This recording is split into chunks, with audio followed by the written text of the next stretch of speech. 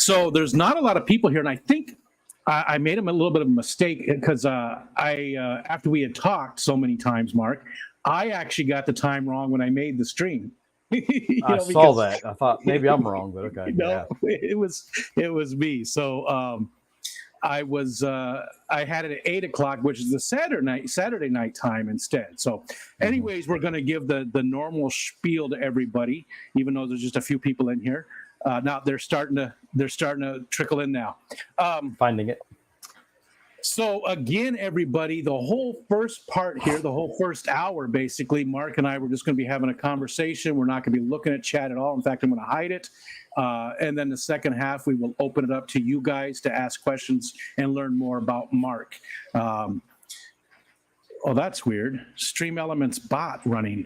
I must have, I was messing around with stuff. Oh, well. What was I saying? Oh, yeah. And Stephen, I see you say you're going to be lurking. If another mod is here, if you don't mind, if somebody does say, hey, we're not responding to them, please let them know that we can't even see the chat, and we will get to them in the second half. So hello, everybody. Thanks for joining us. I'm going to hide the chat now. It's gone, and it's all about you, baby. It's all about you, Mark.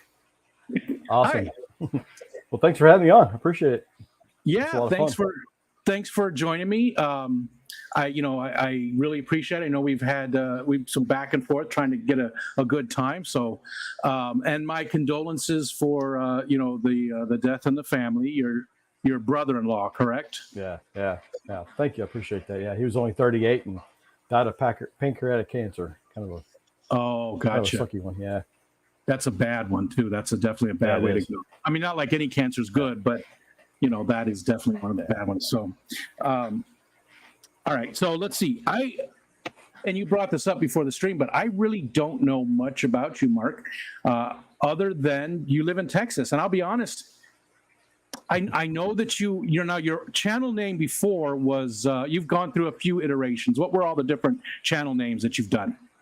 Well, I still have a couple channels. The biggest channel I have is the Texas Snake ID, and much more better known for reptiles and amphibians, especially snake identification and things like that. But I had the other one was I still have it. It's Texas Fish. Well, there you get the Texas Fish Room that I kept getting mixed up with, and I was like, okay, because he was around first a lot longer than me, so I'll change my name. So I just kind of abandoned that a little bit, but it's still up, and there's still a lot of native fish stuff on there where I go out collecting and things like that. So it's still an active channel. Okay. But my active fish channel is this channel, the Pyle Aquatics. Gotcha. So I just assumed you changed the name, but you started up a whole new channel with it. Okay. Yeah. Because I was also at the same time starting to breed killifish and starting to sell stuff. So I wanted kind of a more sales channel, and that one's more of a outdoor kind of a nature type channel. So I wanted something a little different anyhow. So I figured actually wouldn't hurt anything. Yeah, it wasn't very many subscribers anyhow, so I wasn't losing much. No big deal. I get you. So we'll start with where you live. We'll start with that part of it. So you are in Texas. You're not too far from Tomatillo, from Silver Creek, right? And correct. Yeah. Who else are you close to? There's another guy. He's not really a YouTuber, but Blue Blade Aquatics. He's a Blue Blade Fish. Hans. He's another kind of a killifish. He has a saltwater tank, and he's going to be giving a talk at the next show about saltwater aquariums. Oh, nice. So he's kind of close by. There's only one or two other people I really know, especially like in the killifish world. But there's a few of us around, but not a whole lot. So I live kind of southwest of Fort Worth. So I live about it takes about 45 minutes or so to get to Fort Worth from my house. Here in Texas, we don't measure distances really in miles. It's time. It's like, okay, how long does it take you to get there? So to Dallas, it's about 2 hours from get to downtown Dallas if there's any traffic. So and I grew up in Pennsylvania, though, Southwest Pennsylvania. I think I did know that, actually. I think we had talked about that, or you mentioned it at one time. Okay. Yeah. So you spent a lot of time in the woods. Pennsylvania. Correct. From birth up. I was about 18. Okay, that's what was going to be my next question. You were about 18 or so when you left there. Did you leave with your family, or were you on your own at that point? when I was younger, about I guess I was 8 and 10 years old, I lost my parents. My mom died of cancer when I was 8. My dad died of a car wreck when I was 10. So we were in Pennsylvania up there, and I started getting shifted around a little bit and ended up with an aunt and uncle. Lived with them for quite a while, but it was pretty cool up there because it was, you got out of the house. So in the summertime, you didn't sit around watching cartoons all Saturday morning. It was 30 minutes a day of TV, and you're out of the house. Get out. There's 3 boys, and we're all about teenage years, living in a single wide mobile home with one little room added on the side. So there was no room for 3 one bunches teenage boys. It was get out of the house. So that actually helped me a lot. Were those your brothers, or were those their kids, or? Well, I have one brother, David, okay. And then there was also their child was the youngest, so he was younger than us. We were a little bit older, like a year older or so than him. So yeah, so we were hanging out with them, and before that, with my real parents, man, I can remember working our butts off, man. It was a different world back then. I mean, so I said my dad died when I was 10, so before he passed away, we would get home from school in the fall, and we would have a list of chores, and he would be in the house sleeping because he had to work like late shift. And then as soon as he got home, we'd go to school, but he would come home and he would start working outside, getting stuff ready. So the first chore which was the greatest night ever, you got to drive the tractor. So it was just me. So I'm not even 10 years old. Well, 10, not 11 yet. Between 9 and 10 years old or so. Get on the tractor, and we went back up into the woods where he cut some big trees down. So I had to go up there and had to hook a chain up to these trees. Well, the chain is so big and heavy, I can't pull the whole thing. I'm pulling sections of it. The kid hooked up, And my brother's 3 years younger than me. So it's just us two up in the woods by ourselves, dragging trees out of the woods. Oh, it was an awesome night, man. Yeah. But we knew if we screwed up, no one's coming for a while. Mom's at the house, and so is Dad. But we're a good ways from the house. We're back up in the woods, and I'm sure they checked to make sure we're kind of around or something. But you didn't screw up. So that was then the next night he would we'd have us stacking wood that he cut for the next several nights, and then he would split wood. We'd stack all that, but we couldn't wait. We're done with that, so we'd go up and play in the woods again with the tractor. That was awesome. Yeah. So did he have a working farm, or was it just stuff he did, for money and stuff on the side and for heating and things? This was for survival. So the house we lived in had a big coal burning stove in the basement. It was like used to have the old cast iron type of thing, but when I was real young, I remember them switched over to a more of a modern type of stove. It was kind of a big square or rectangular stove, where it had a big open, had coal burning stove. You had coal and wood. Then had a flue that goes up, and through the flue, it had another flue around the outside of that, and the outside flue would catch all the hot air, and it would be fans that would blow it through the house. So it was my job actually to keep my dad warm in the wintertime. So I had to get up at 2 or 3 in the morning and stoke the fire, get more wood and stuff on it. So yeah, this wood was used to keep us, warm in the wintertime. Yeah, we didn't even have it. We didn't even have a toilet. We had an outhouse we used. Wow. Yeah. You're not talking that long ago. The 80s, right? Yeah, I was born in 74, so okay. Yeah, probably in the 80s. Yeah, early 80s. Yeah. And we had friends and stuff too the same way. We go to their house, you'd use an outhouse, or you had a bucket in the toilet that you'd use and take outside. Wow. Just the way it was, I mean, I knew Skipper was a redneck, but I didn't realize it was that, Yeah. Love you, buddy. Yeah, we were definitely out there. So, after they passed away, then we went live with my aunt and uncle, and that was a lot of fun because we were in the woods. We could go anywhere we wanted to go. The only rules were you would never damage anybody else's property. You stay away from their yards or their fenced-in areas around their houses or whatever. Don't go anywhere near anybody's house. And that was taboo. That was a rule you just never broke. I mean, just would never cross your mind to go near somebody's house or damage anything. Yeah. You might do other little trouble, not be where you're supposed to be, other stupid little things, but you never ever mess with somebody's property. Gotcha. That was bad. But we'd spend all day, you just go out and if something ever happened to us, there was nobody coming, Yeah. We were out there until after dark, and they'd be mad. A couple hours after dark, be going, where the heck are they at? And then they might start sending somebody after us. But only thing they knew, they had to tell them which side of the hill we were going on. The hillsides were pretty steep hills. You're going this side, or you're going on that side. Okay, we're going on that side. And that's all they knew. You just take off. And what would you do out there? I mean, would you do like, would you fish? Is there creeks and streams and stuff? Would you just, I mean, what would you do? Just hike, explore, find new places, you know, Cool look for wildlife. Yeah. Just, you know, go up there, sit, you might find a spot in the woods to sit for a while and see what came by, you know, just relaxed and did whatever you wanted to do. It just, there was no real goal. You know, you might eventually we started making forts and stuff in the woods. You start piling up, you know, sticks and make yourself little forts and all that kind of fun stuff. But it was just about hiking and exploring and being outside. And you learn a lot of stuff doing that you didn't even know you learned. I mean, when you start talking to other people and you start going out in the woods and you start realizing people don't know the simple things like how do you maneuver through a woods? You find a deer trail and you start going, you know, where's it go? I don't know. We're going to find out. You know? Wherever the deer went. Yeah, exactly. Are you still, a lot of fun. Do you like to camp and stuff today? Are you big into that? Yeah, whenever I can. Usually I'm too busy to do a whole lot of camping. I like to do a lot more, but outdoors and stuff is what really is a passion. So a lot of educational stuff and outdoor education stuff, especially when it comes to reptiles and amphibians, things like that. That was like my passion. So I've been doing that for like 27 years. Wow. Doing educational programs and things like that. So yeah, I'm currently the president of the Dallas-Fort Worth Herpetological Society too. I did not know that. Yeah. I did not know that. That's my claim to fame is the reptiles and amphibians. The fish stuff has kind of just happened, came on last probably.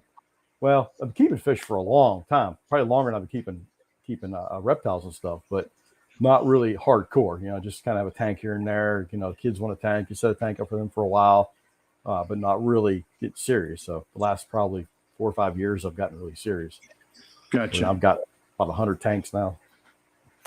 So, now, what kind of, I'm not familiar with that part of Texas, really. I've been through the northern part, but what kind of landscape are we talking? Is it like chaparral bushes and stuff? Is it like dry scrub, or is it a lot of pines? What's landscape? Okay, we're in a really unique spot of Texas. We're in the cross timbers.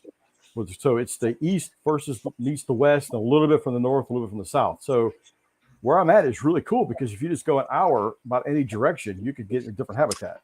Gotcha. So where I'm at right now is a little bit more kind of scrubby a little bit, but you still have some oak trees and still some foresty areas. You have some prairies that are wide open.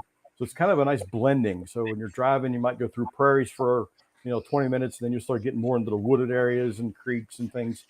So it varies. So when you go farther east in the Dallas area, you start running into the more of the forested, the Blackland prairies is what they call it, kind of in the middle area around Arlington and everything. It's the old Blackland prairies. So it's a mix. It's really cool. So I can go different directions if I want to go find different animals. It just depends on what I want to find. I'm not really confined. So it's pretty cool. We were like that too in Arizona. We lived in the east part of the valley, Phoenix, but way east. Mm-hmm. And we could go, like 45 minutes north and see snow and be in a totally different, a lot of cottonwoods and stuff, and just all totally different environment. Or where we were was just desert, So it was nice to have that little bit of a change like that and to see different stuff. Is there a lot of water around you? Is there creeks and streams and? Well, I'm lucky because I've got the Brazos River about a mile from me. So the Brazos River runs down through here, and I'm lucky enough too that I get to work with a snake that's actually a threatened species that only lives in the upper part of the Brazos River. It's got one of the most restricted habitats of any snake in the United States. And I'm actually kind of proud of the fact that I've got about over 50 different sightings on iNaturalist right now. And I've probably seen more than, I know there's one other guy that's seen a lot more than I have, but I might be the second most, alive. It's alive right now because there's older guys that, man, like good old Harder Eye, that was named after, he's seen a lot more than I have, obviously. But that snake wasn't even described until like 1938 or 39. I think when that snake was actually described. So it's a fairly new species even as far as that goes. So, and that was a cool story about how that thing got found here in Lake Granbury. I started a Facebook group, and this Facebook group was designed for helping people identify reptiles and amphibians, especially snakes in North Texas. So I named it, "What Kind of Snake Is This, North Texas?" And I designed that group because I was getting asked or seeing all kind of people on Facebook like the marketplaces and the buy sell trade groups posting a snake. Oh my goodness, what is this? And all I'm seeing is wrong answers, myths, wrong answers, myths. So I was trying to go in there and dispel some of those myths. And every time I would tell somebody something, I would back it up with some type of evidence. It wasn't just me telling somebody. It was always going there. Hey, this is why it's like this, you know. Yeah. And after a while, it took about a year or so of me getting called every name in a book and called an idiot, moron, and just beat up and you know. But then they finally sort of realized I knew what I was talking about. I just got a thick skin. I didn't let any of that bother me. You know, it's like, okay, you call me an idiot, but I know because I got proof of what I'm saying, and you don't have a clue what you're talking about. So it didn't mean a whole lot. So I started that group up, and right now it's like it's almost 190,000 people in the group. Wow. And okay. Jeez, yeah. So that's why I'm kind of known around here pretty well. People meet me in the, you know, walking through Walmart and stuff will stop me and say, "Oh man, I know you," and then they'll say, "Oh wait, you're Mark Pyle. Oh, you're the Mark Pyle." So that started becoming a thing, and that's why you see my name I put on there, the Mark Pyle, because that's kind of what's kind of a running joke a little bit, you know. Yeah. Because it's almost embarrasses me when people do that. It's just like, yeah, it's just me, you know. I'm just the guy. Yeah. But I So, feel then like in that there's group, somebody opportunity there, though. There's a lost opportunity because you could be like the snake guy, or you know, you could have some type of, you know, cool. The Mark Pyle is cool, but I mean, oh yeah, hey, look, it's the snake guy, and the kids would be like, oh, where, you know, looking for the snake guy. You could be, you know, I definitely get that already. Yep, I definitely know the snake guy. The Usually snake more guy. than D Mark Pyle until people know my name. And they'll go, "Oh wait, you're the snake guy." Oh yeah, yeah, That's I'm the cool to snake be guy. known for anything. You know what I mean? It's just awesome Oh to yeah, be it's fun. to that people recognize. I don't want to say your expertise, but at least your knowledge about a subject, and that's pretty cool. Oh yeah. Let's Nice to be able to back do that. up a little bit. Educate Because this is really interesting, and I want to get more into this, but I want to go back to the moving and stuff from Pennsylvania. So you were 18 when you left Pennsylvania, and what made you leave the state? Well, my dad was a mechanic for American Airlines, so the aviation field was really what I wanted to do. My goal really was to be a fighter pilot. That's what I really wanted to do. But D's, you know, killed that any dream of that just because I had classes. So then they said, well, maybe you could be a cargo pilot or something. I was like, I don't know a cargo pilot. I want to shoot some stuff down. You know, it's a gung ho 18-year-old kid, man. But luckily, it probably saved my life because I probably done something stupid and got killed. But so then I went to Spartan School of Aeronautics in Tulsa, Oklahoma, to learn aviation. Basically went to avionics, which is aircraft electronics. So I went through the electronics program, and then I went through the instrumentation. So that's like all your mechanical stuff. You used to have all kind of mechanical speedometers, you know, tachometers for the thing, the oil pressure gauges, altimeters, any kind of mechanical stuff. They don't even offer that anymore because that's just obsolete technology now. Yeah. And then I decided to stay in school and go through airframe. So airframe is everything about an aircraft except for the electronics part and an engine. So even the stuff that straps to the engine, like alternators or generators, all that kind of stuff, all that's included. So your airframe, all your sheet metal work, all your oxygen systems, hydraulic systems, pneumatic systems, all that stuff they taught us there. So I went through all that. So I could work on any part of an aircraft except for the actual engines. I didn't take the engine apart. I decided I better get out of here and go find the job. Start paying for all this. So that's why I started there and hung out there. That's where I met my wife and everything in school there. And then eventually found a job here in Texas doing that. Okay. So I worked on helicopter gyros for about 4.5 years, repairing those, but realized that sitting at a desk with these tiny little parts all day long is not me. That's just not, I need to get outside. You know, I can't sit there just all day long. So I ended up going to work for AT&T. At the time, it was Southwestern Bell Telephone. Oh yeah, okay. So currently now, yeah, that's where I'm currently at now. So okay, and what do you do for them? What type of job do you do for them? I'm called a communications technician. So what that is I'm a guy that's in the office. They call it a central office, but it's not like an office like you would think of. This is a building full of electronics. That's where all the connections go, all the material, all the everything that communicates through the city goes through that office. So I work in Granbury, and Weatherford and Crescent. Those are my 3 offices that I cover all myself. So if anything's being added, deleted, if it's broken or needs to be repaired, anything like that, that's my job to fix all the communications. So everything from 911 calls to a lottery machine to your bank, cell phones, everything goes through that building. So it's all my responsibility to maintain and keep it going. Gotcha. And do you enjoy it? I mean, again, you're indoors, but do you enjoy it overall? Well, I got multiple offices, so I get to drive around. Oh, gotcha. I used to have an office called Alito. The Alito office was sitting in the middle of a field. And so there was always snakes around that thing. It's just amazing. I would love to sneak around the back and see the coach whip sticking out, the little heads outside the back patio hole, the head underneath the patio area, bull snakes and chasing stuff out there. That was awesome. So, and I lost that office. I was like, oh well. But I like the work. Put it that way. Doing the work is not so bad, except for it does get monotonous. But when things break, that's what's awesome. It's like, okay, somebody calls you on the phone, you pick the phone up, and you realize there's like 3 levels of management on there. Everybody's panicking because something's down. They can't figure it out, and they're coming to you for help. They think it's in your office. Something in your office broke. That's when my heart starts going, my mind starts racing, and I really just, get in the game. But if it's just every day to day, running jumpers, hooking up phone lines from one point to another, that's monotonous, and it's like, man, I hate those days. But and of course all the micromanaging and all that kind of stuff. I don't. That kind of sucks. It kind of took a lot of fun out of it. It sounds like you have to be incredibly organized. Is that true? You have to, because that like it can be a nightmare very quickly. I mean, I've had to rewire like network closets, and that's a very small amount compared to what you're talking about. And I've seen some nightmares and had to deal with some nightmares. I can only imagine. So is organization a big part of your, is it a big part of your personality or is it something you're really good at?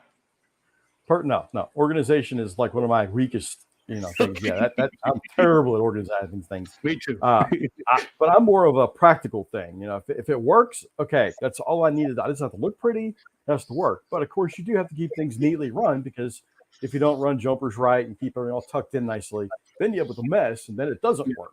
So that's how my brain rationalizes. Okay, we've got to do it a certain way because this is what's going to work in the long run. It's going to save you a lot of time and effort.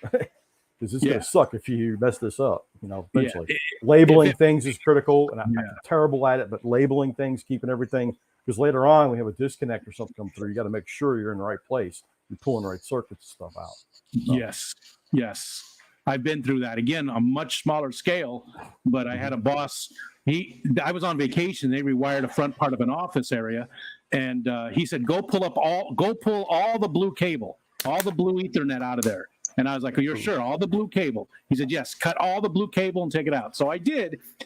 They didn't change it all out. It wasn't all blue cable. And I pulled down, and he was mad at me. And I was like, what did you tell me? He was like yelling at me. And I was like, no, hold on.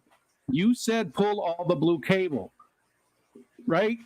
Yes. Well, I pulled all the blue cable. You should have said, not over there, not over here. You said in this area.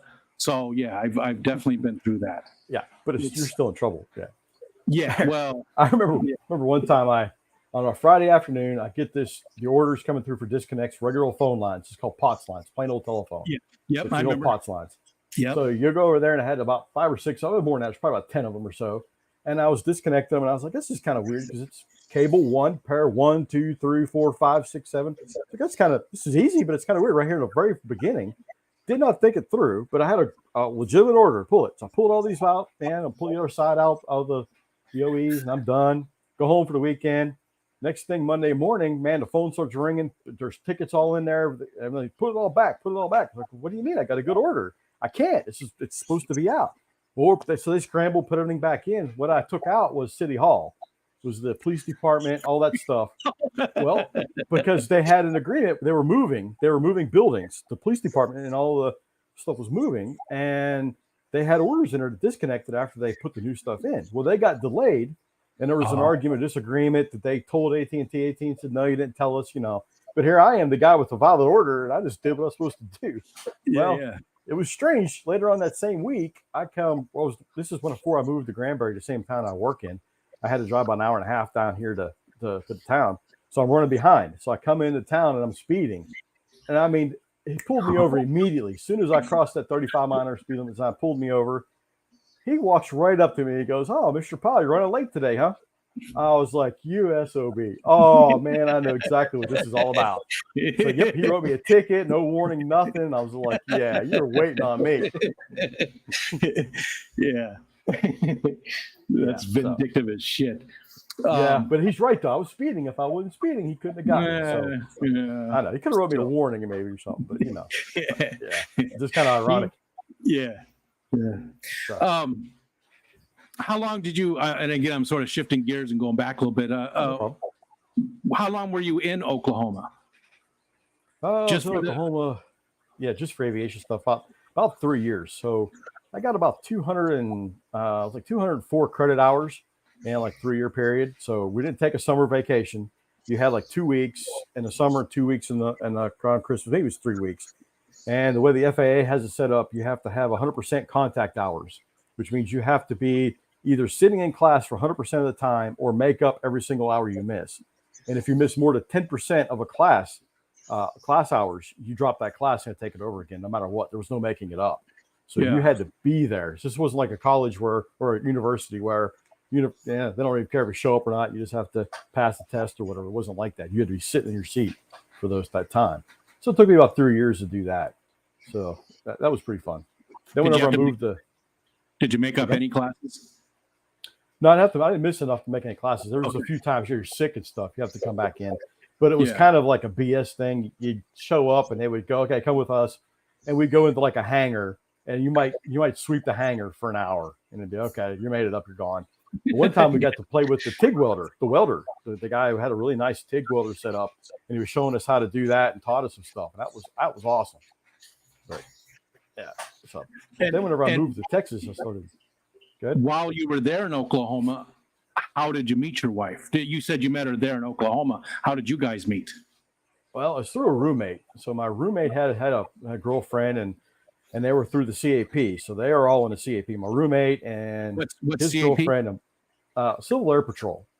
Oh, it's a branch of the U.S. Army. I mean, the Air Force. It's the branch of the Air Force, and so they do search and rescue missions and things like that. So they do a critical job. But they do the younger people can get in there and start, going through the ranks and doing all this stuff. In fact, my wife actually went far enough through that she got her, didn't get her pilot's license, but she got to the point where she was able to solo, which means you're in the plane by yourself and fly and land a couple times and stuff. She got that far along. Thanks for being in CAP. So we were they were all hanging out.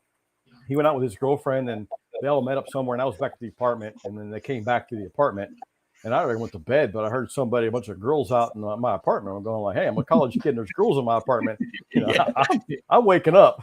Yeah. So we went out there and we started talking. That's how I kind of met her. And of course, things just kind of progressed from there. But so I was married for her coming up to 26 years. I'm sorry? 26 years. Yeah, that's it'll be 26 years in like a week. So we're not too much. Michelle and I have been together for 35, but we've been married for. This will be our 31st in October. So, So we dated for quite a while. Dated for 3 or 4 years before we got married. We were. Any kids? Yeah, got 2 kids. I got 2 girls. We got Amber and Emily. One's 23 and the other one's 19. Okay.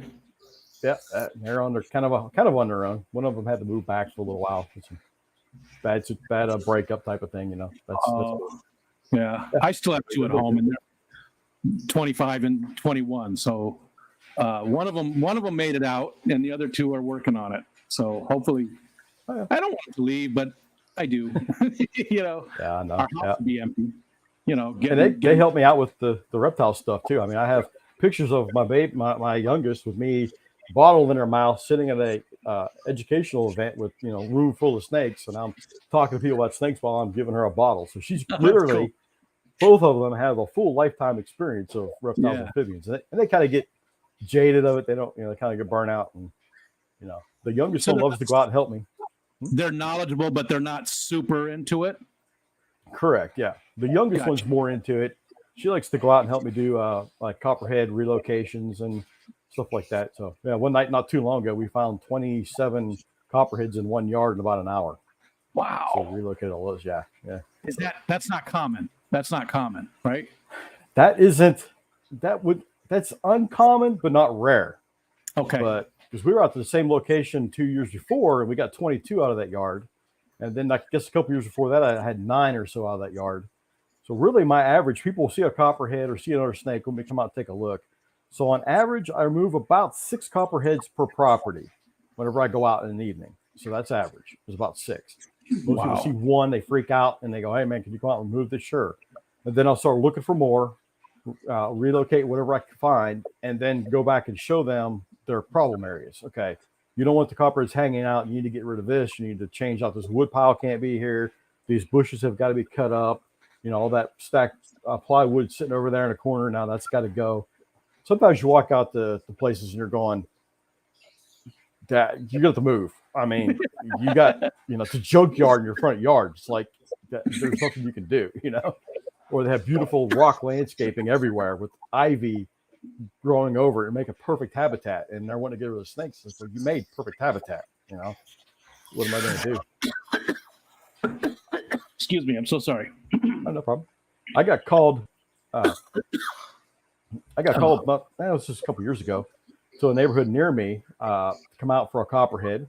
He said it was in his bushes hanging over his bird feeders. Okay, out there, sure enough, I got a photo of it. This copperhead is sitting there, coiled up in the water bird bath. This big bird bath right here, and it's hunting over the bird bath. So it's waiting for birds or a rodent or something to come there to eat. Cool. I grabbed it and explained, "Hey man, you need to cut back these bushes or get rid of this, and you'll probably be gone." Yeah, I'll get to it. 1 week exactly, almost to the minute, calls me up and says, "Man, I got another copperhead, same spot." I was like, "You serious?" I said, "Yeah." Come down there. Yeah, picture perfect, almost exact same pose, same spot. Remove that one. Homeowner walked over immediately, picked that bird bath, dumped that sucker out, and started ripping the bushes out with his hands. I said, "Yep, yeah, I made my point." Now, what do you do with them too? You just take them to another location and let them go? That's the most tricky part, is trying to, and the most ethical and difficult thing to do. So the ideal situation would be you have a place that somebody's already killed a bunch of them in or something, and you're just replacing what was there before. That's ideal, but that doesn't usually happen. So we've got to find a place that they won't run into people anymore. That's the whole point of relocating them. We got to find a place that's suitable habitat for them. And we got to hope that there's not already a population already taking up all the resources that they can't move into. So sometimes it's not feasible. It's not ethical. Like right now, it's 106 degrees outside. If I find some snakes now, I'm not relocating them because that's not fair. I mean, you put them in a new location when it's so hot and dry, they're not going to live. They're just going to suffer and die. So with snakes like that, sometimes we'll have to bring them back and euthanize them. If we do euthanize them, then we put them in a collection like at UTA, University of Texas at Arlington. They have a big herpetology department with lots of jars of preserved animals in there. Everything will get tagged and labeled. All the data will be collected from them and put in the museum. And that way, if somebody else is doing research on them later on, they have something to use. And it can actually benefit people later on. So, but Gotcha. that's the hard thing. And it's not fun to have to euthanize them whenever you just pull them. But for the animal's sake, it's actually the best thing for it. Let's sit out there and slowly die, heat exhaustion or not getting enough water and things like that. So, it sucks sometimes. But at the same time, you can't leave those copperheads where they're at when they're up against people's houses. Now, if it's out in the wild, you got a 1,000-acre ranch and you're out, half a mile from the house and I find a rattlesnake, I'm not moving it. Sorry. I'm not. Yeah. Even nature centers actually contacted me to move rattlesnakes. And I told them, no, you guys built nature habitat. That's what it's for. I'm not doing that. That doesn't make any sense to me. So what got you into the snakes too? Were you, was that Pennsylvania? Did it start there, or when you moved to Oklahoma, Texas? Where did the love of reptiles and snakes come into play? That started in Pennsylvania for sure. As a kid, it really started by people telling me how dangerous they were. You tell a little kid, don't mess with this; it could hurt you. I'm going to poke it with a stick. That's what kids do. So I was told about how many cottonmouths there were up there, and all this other stuff, how dangerous everything was. So of course. Man, I remember elementary, middle school, going to the library, man, it was library time. Boom, hitting those, all the books about snakes, anything I could find about snakes, reading it all. Then I found a field guide, the Peterson's field guide, and I'm looking up cottonmouths for Pennsylvania. And I'm going, well, that's weird. That range map is nowhere near Pennsylvania. So, but they're here because I know people told me they're here.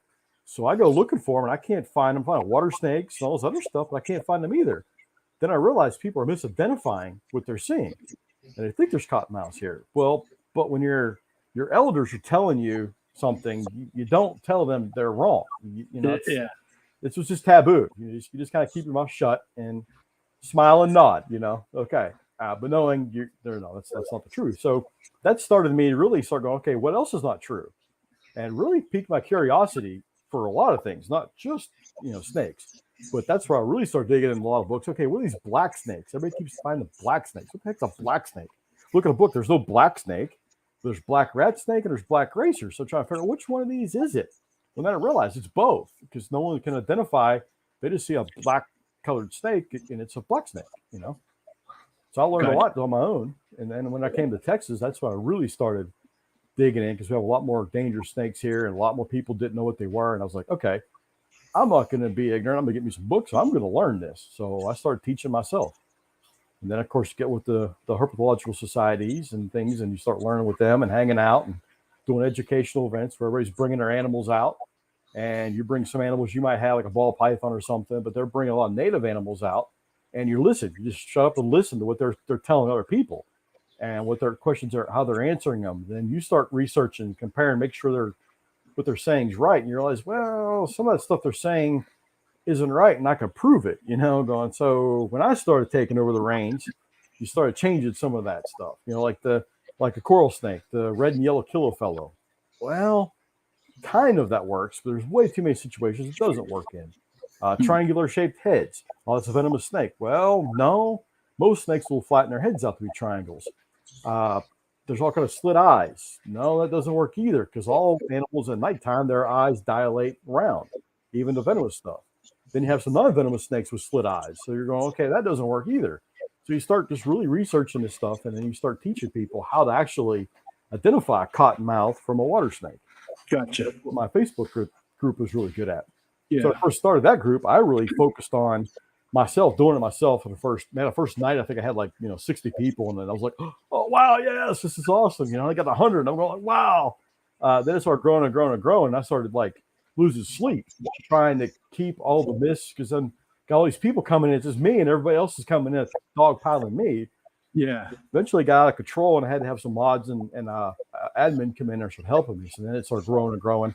And my whole goal was to get to a point where I could be just an administrator and just take care of the big problems and let everybody else teach because I've taught the teachers and let the teachers do all the work because I couldn't do it on my own.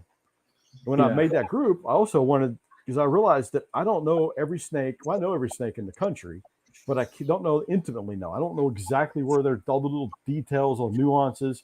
And if somebody has one by their front door, I can't help them in any way. But if other people start making their own, because that's why I did it. What kind of snake is this North Texas? Because I know the snakes here. I can help you here more than I can help you in Arizona or wherever. And other people have built their own little groups too for different parts of the country.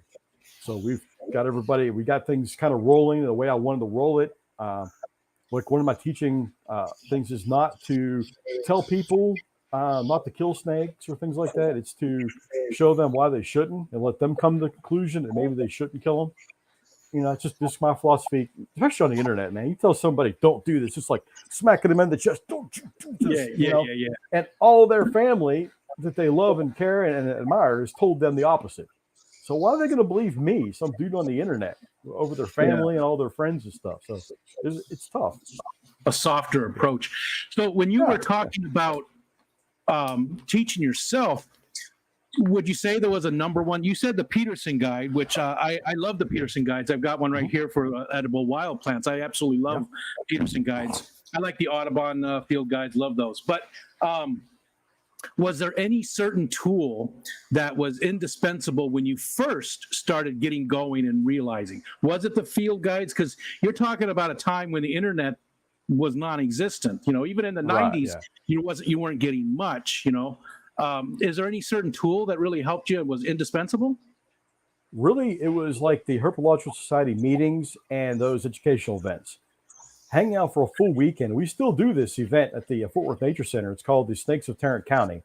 We do it every Memorial Day weekend. I know where I'm going to be out for the next 10 years, at least. I'm going to be sitting at that nature center. with a room full of snakes. So if you're in there with a room full of native snakes, and you've got people that are SMEs, subject experts in this matter, and you're listening to them, that's invaluable. You can't get that on the internet even today. Just sit there and talk to them and just listen, pay attention, and shut up. When you're around somebody that knows more than you, just shut up and listen. That's the key to life right there. Just shut up. Know when to shut up. I'd never get to talk. I mean, I enjoy talking. Everybody's smarter than me, so I'd always just be sitting there. Well, if that's what you got to do, I've done that a lot, man. I feel kind of like I'm usually not kind of an outgoing person. Like obviously I talk a lot and I enjoy it, but man, when I'm around people that are smarter than me, I'm a fly on the wall. I just suck it in, learn what I can. Like I do at the killifish shows, the killifish events and things. I'm just sitting there listening to some of these guys talk, and I'm not interrupting that because that's gold. Yeah, it's pretty awesome. So it really is, and I feel that.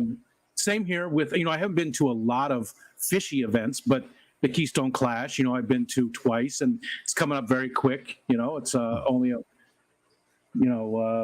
less than 2 months now. I know. I want to go so bad, but it's not got in the cards. I don't think. Do you have family still in the area? Opposite side of the state. Yeah, the southwest. That's the east side. So it's 4.5, 5 hours, whatever. Yeah, so it's not really going to work. Gotcha. So, but I thought about that. That definitely crossed my mind. But I agree with what you're saying, though, is going to those types of events and just talking. Every year it motivates me more because I sort of burn out a little bit on keeping fish a little bit through the summer. And then I go to that and I'm like gung-ho and interested and want to get going again. And, of course, I've learned things from all the amazing people there, like you said. So I get that 100%. And I was just interested on, if reading was the most beneficial for you or people. And it really is the people, right? It's just sharing knowledge at those events. It was that and going to the DFW Herpetological Society meetings, because at the meetings, we always have a guest speaker, and we have guest speaker about anything to do with reptiles and amphibians. It didn't matter what it was, but you had a lot of grad students and people doing their whole presentations of all their work they've done through college, whatever, and dissertations. They'll kind of practice on the group. And so you get all this information that's leading research. They're doing it right now. It hasn't even been published yet. And you get to see all this stuff. And if you do that for 27 years every month, that's a lot of meetings. That's a lot of information you get. You can't help but learn something. So my kids know a lot more than they think they know just from sitting in that room, even if they weren't paying total attention. Just through osmosis. Yeah. Just picking up. Being there. Yeah.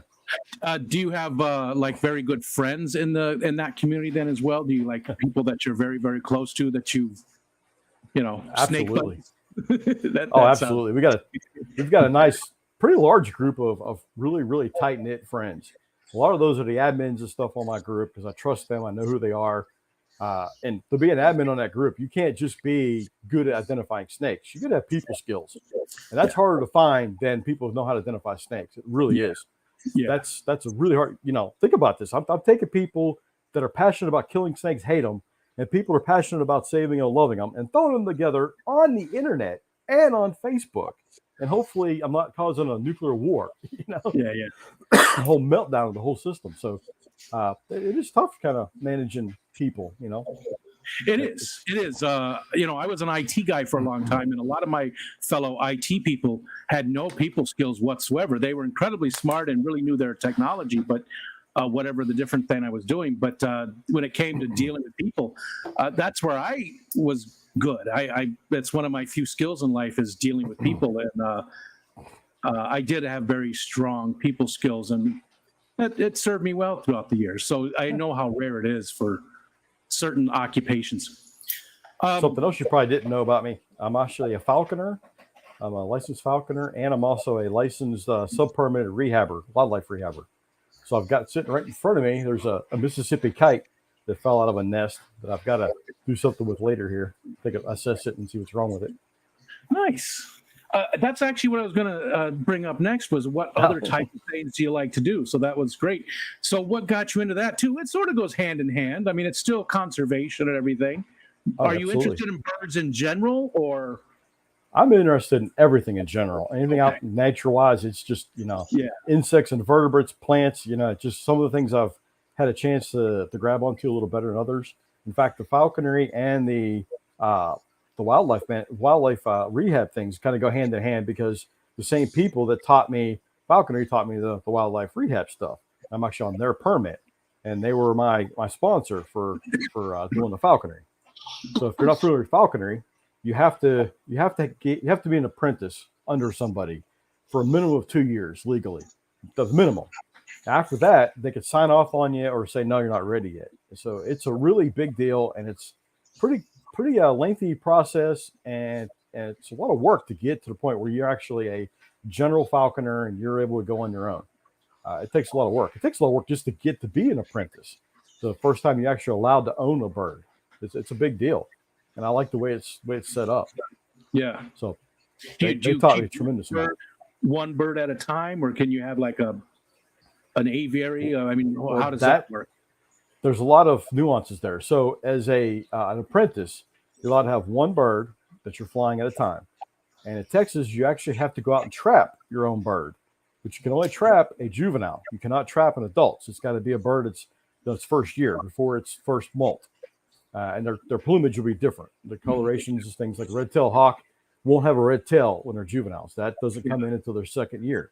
So you go out and you trap your bird, and they want you to do that because they want you to learn how to do that, being part of nature, and go through the whole process of actually getting out there. And it takes more of a commitment too to go out there and catch your own bird. So you catch your own bird, you fly it, and you can keep that bird forever. You don't ever have to let it go. Or like my sponsor wanted me to keep for 2 years. So the first one of the birds, you didn't care which one of the birds you had to release in the spring. Just get up, release it. The other bird he wanted you to intermew. Intermewing is keep it through the molt after the first year, so through the summer. You feed it up, you get it nice and fat and happy. You leave it alone inside of a mew outside, and you let it do its thing until it all molts out, all new feathers are in, and then you get it back out. You start working with it again, because now working with that bird is a little different than working with the wild bird. Sure. You have to kind of retrain it, but it already kind of knows what's going on, and you can make some mistakes and things are a little different. So you get that going, you get it flying again, and then what I did is got it flying again, got up to full speed, got it up to good weight, and then release it. And then next year you go out and try to get another one. And once you become a general falconer, you can have 3 birds. And at each level, of course, there's different species of birds you're allowed to have, because there's more difficult birds to deal with. Then after you're a general for a while, then you can upgrade to a master falconer. And a master falconer can have more birds, and he can have bigger birds and different species. So I'm just a general falconer, and I probably will never get above that, because everything I want is at general. I don't really need to get up to the master falconer level for anything I want. 3 birds would be plenty. I don't have time right now really to fly birds too much, so I may not even get a bird this year. We'll see. What is the most difficult bird to fly, even for a master, or not to fly, but to train and do all of it? What's the most difficult, even for the master? Or is that different? Is it different? It's every, just like people, any animal species, there's always those outliers.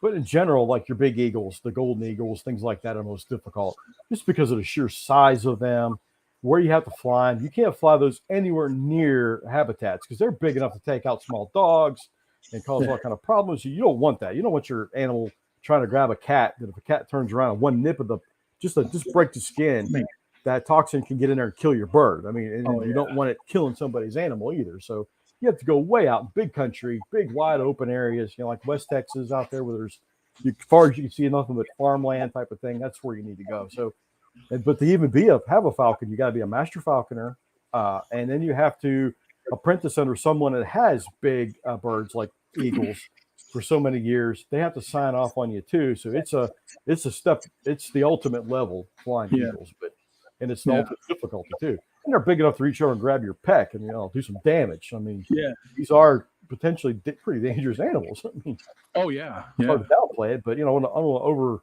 make it sound like there's attacking people. But you get one you've messed up and you've trained this thing wrong, and it just reaches over and grabs you in the face. I mean, that's a problem. You get a small little kestrel grabbing you in the face. Yeah, that hurts. It's not fun. And an eagle grabs you in the face. Yeah, you might be going to the hospital. Yeah, you probably are. losing a nose. We've got quite a few with bald eagles. There's a point right over, not far from me. It's on the other side of the bay where there's a bunch of them. There's every year they come back, and there's just most of them stay over the winter. There's a whole bunch of them. You see them right in the yard right here. One time there's a little access road, so I was looking out the window, and there was one right there eating a big fish. I don't know what it was. It was a pike or something, eating it right there. And then something spooked it, and it took off, and it was, left the fish behind. We have osprey and peregrines and, the sharp-shinned hawks and, just a ton of different things in the area. But the eagles are always a joy to watch. But there's nothing like having a bird that you trained fly and land on your fist. It's just that never gets old. And then taking your bird out for the first time, cutting it loose where it can go anywhere it wants to go in the whole world. It does not have to come back to you. But when they're going through a field smacking bushes trying to kick out bunnies for it, it's following right along with you. And you're going, how does it know to do that? I mean, this is magical. At the end of the day, you're walking home with your bird, and it's something magical about that. I can imagine. It does sound interesting. Sounds like a lot of work, so I'll never do it, but it does sound really interesting. It is a lot of work, You know what? We're almost to the first hour mark already, if you can believe that. Oh, wow. The first hour mark.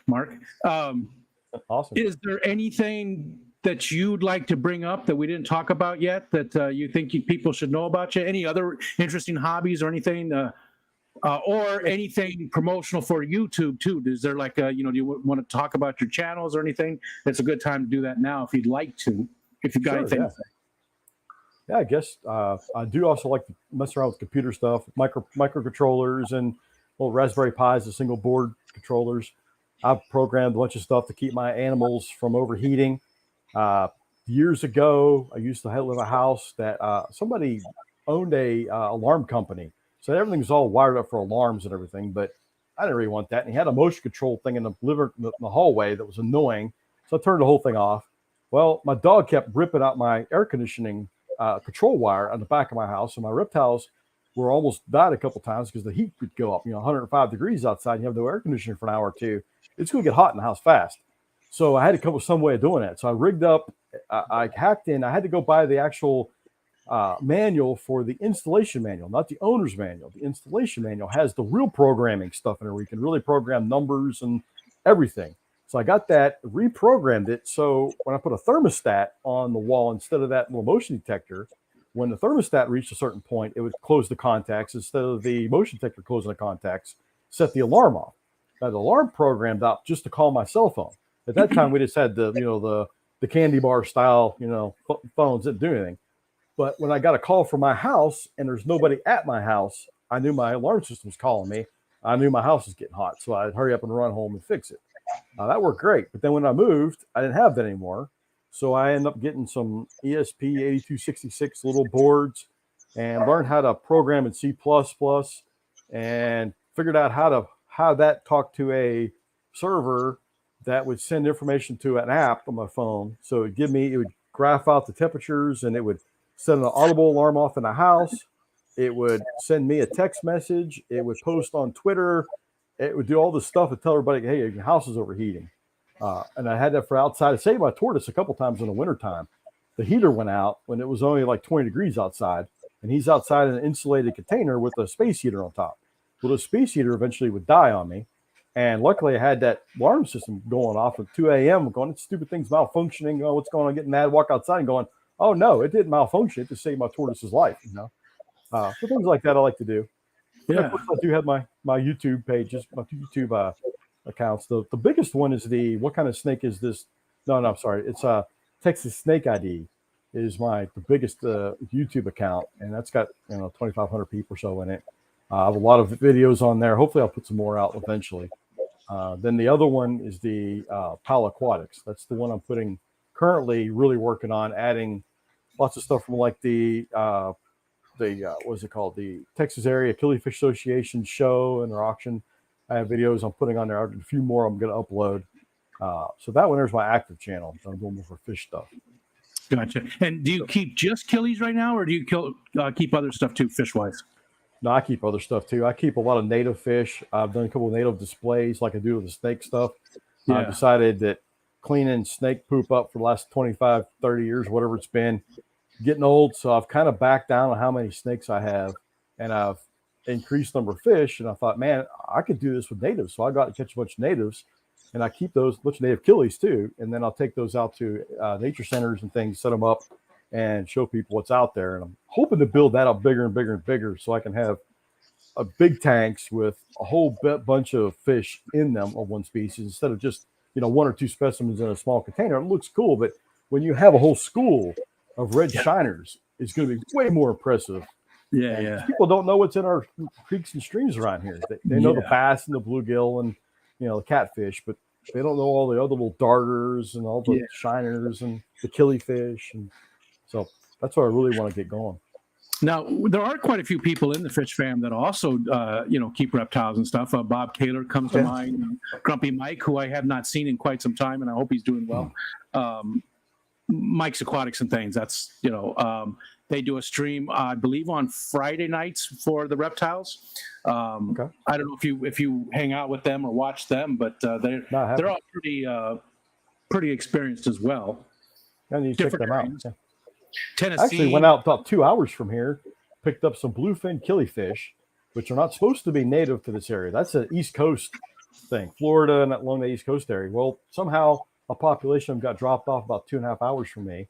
So I've been over several times and I went over and netted a bunch of them up, ended up taking some of them to the show, put them in the show, and I won first place for paired, match pairs. Then I won third place for the North Texas killifish.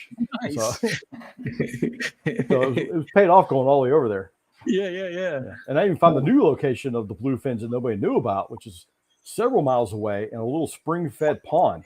I found them in that. I'm going, how did they get clear over here? So I still don't understand how they got clear over there, but so that's kind of fun stuff to do. I like collecting, going out and looking I don't for do stuff. too much of that type of stuff, but I like the idea of it and I want to do it. I just don't. I just haven't been out there. So okay. Get you one of those Jonah's ultimate dip nets, man. Those are pretty nice nets. You know what? I need to. You're right. From Jonah. What's it called? What's the website? Jonah's Fish. Jonah's Natives or I can't Jonah's remember. Somebody will tell us. Yeah. But it's you got there. It's fun. I have collected just a little bit. I have a bluegill in this tank up here, two bluegills that came out of the bay, and that's about it. And I have plants. I have some plants that I've collected, but that's and you got to be careful to collect the plants around here.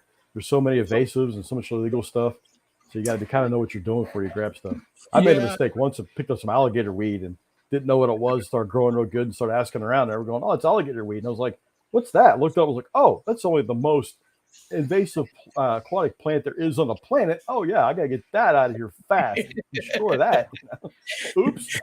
And I'll be honest, mistakes though. It was an honest mistake. That's a great point. Is you do need to know your local regulations and stuff. And all that I really know is that I can pull stuff that hits the high water mark on our property, but I'm sure there are other rules to that as far as what I can legally take, even if it's on the high water mark. So, okay.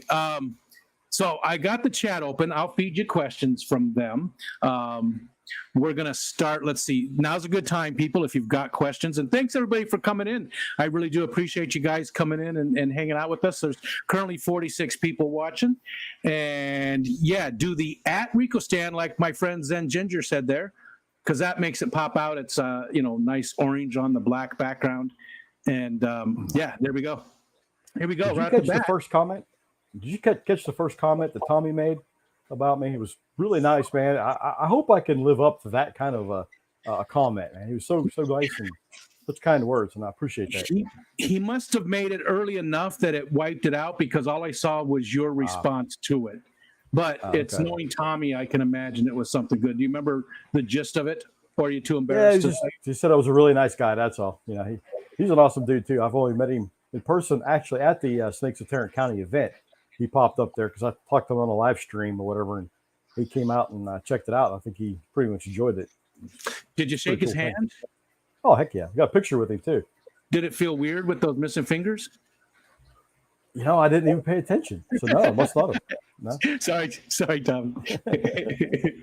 Okay, first one is from Zenny. Zenny says, if Mark had to narrow his focus to either aquatics, falconry, or herps, which one would you pick?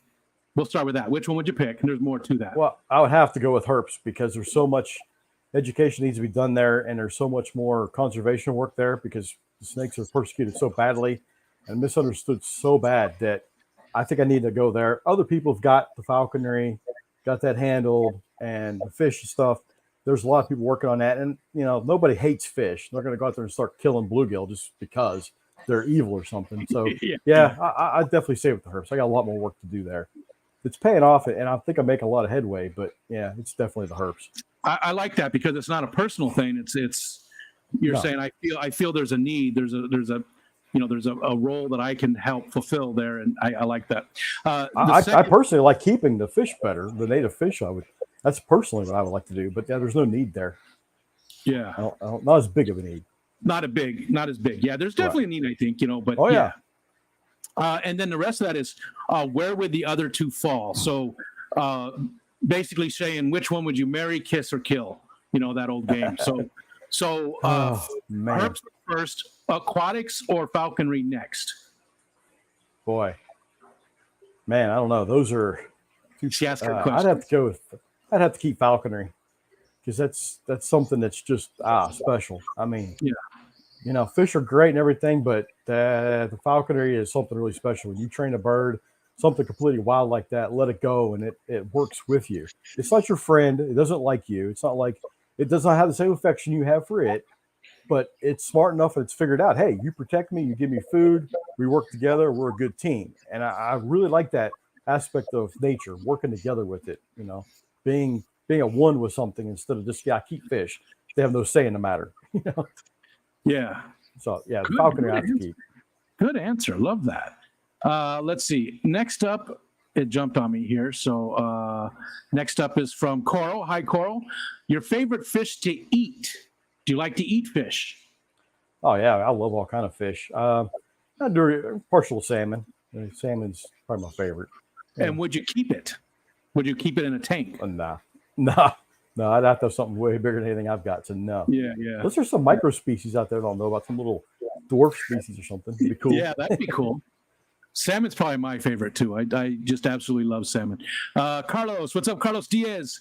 What's the one lesson in fish keeping that you wish you didn't have to learn? So something that happened that you were like, and you've learned from that. No, I can't say there is anything. Sometimes there's only one way to learn things, truly learn it, is experience it. So I would say no. I've never had any mass kill-offs. The only thing, I guess there's one thing. I forgot to dechlorinate water one time and knocked out a tank of fish. And there were a bunch of native fish. And I was like, oh, man, it took a lot of work and effort and to get those. And, yeah, that kind of sucked. But, yeah, okay, so that would be one of them that, yeah. And I knew better, but now, of course, I'm super careful now. Yeah. If I have to, I'll double dose. I'm not sure. I put chlorine air. It doesn't matter. It won't hurt it. Hit it again. The same type of thing for me. I got some. Sonny Gordon sent me some rice fish eggs, and they hatched, and they were doing great. And I brought in some green water from my pond, and I think I did quite a bit too much. It was a small container, and I put almost a full cup of green water in there. And that night, almost all of them were dead. So they were doing fine for a long time up into that point. They were growing, they were looking good, and that's the only thing that was different. So it was something I did that did it. Crazy. Next up is Benjamin Peters. Hi, Benjamin. Would Mark rather? Oh boy. Would Mark rather kiss me, Rico, or kiss a rattlesnake? What the hell, man? What the hell? Well, I'd have to kiss you because a rattlesnake could kill me, and I don't think you're that dangerous. So I think we're okay. I'm a pretty good kisser too, so at least you'd enjoy it. Yeah, more so than a rattlesnake. That goes against everything in my being to kiss a rattlesnake under any circumstance. So I don't free handle them. It's all tools. I'm super safe. I'm actually a certified venomous snake trainer. So I train animal controls and people like at big wind farms. They have the big windmills out there. They're clearing land. I went out there recently to West Texas and trained some of the supervisors because they were running into snakes all the time. And these guys were great. I mean, this was near Sweetwater, which where the rattlesnake roundups where they kill everything is at. These guys didn't want to kill stuff. They wanted to move it, and they wanted to know how to do it safely. I was like, oh, wow, this is awesome. And they're only going to be on site for 3 or 4 days. So they just need to move it far enough away that it stays away until they're gone. Then they can come back. And I was like, oh, man, this is awesome. So perfect way to do it. Super safe. Now, is one of the tools that looped? My father-in-law used to catch rattlesnakes, and he had that metal. It was almost like a pull. It's a noose. It's a catch pull.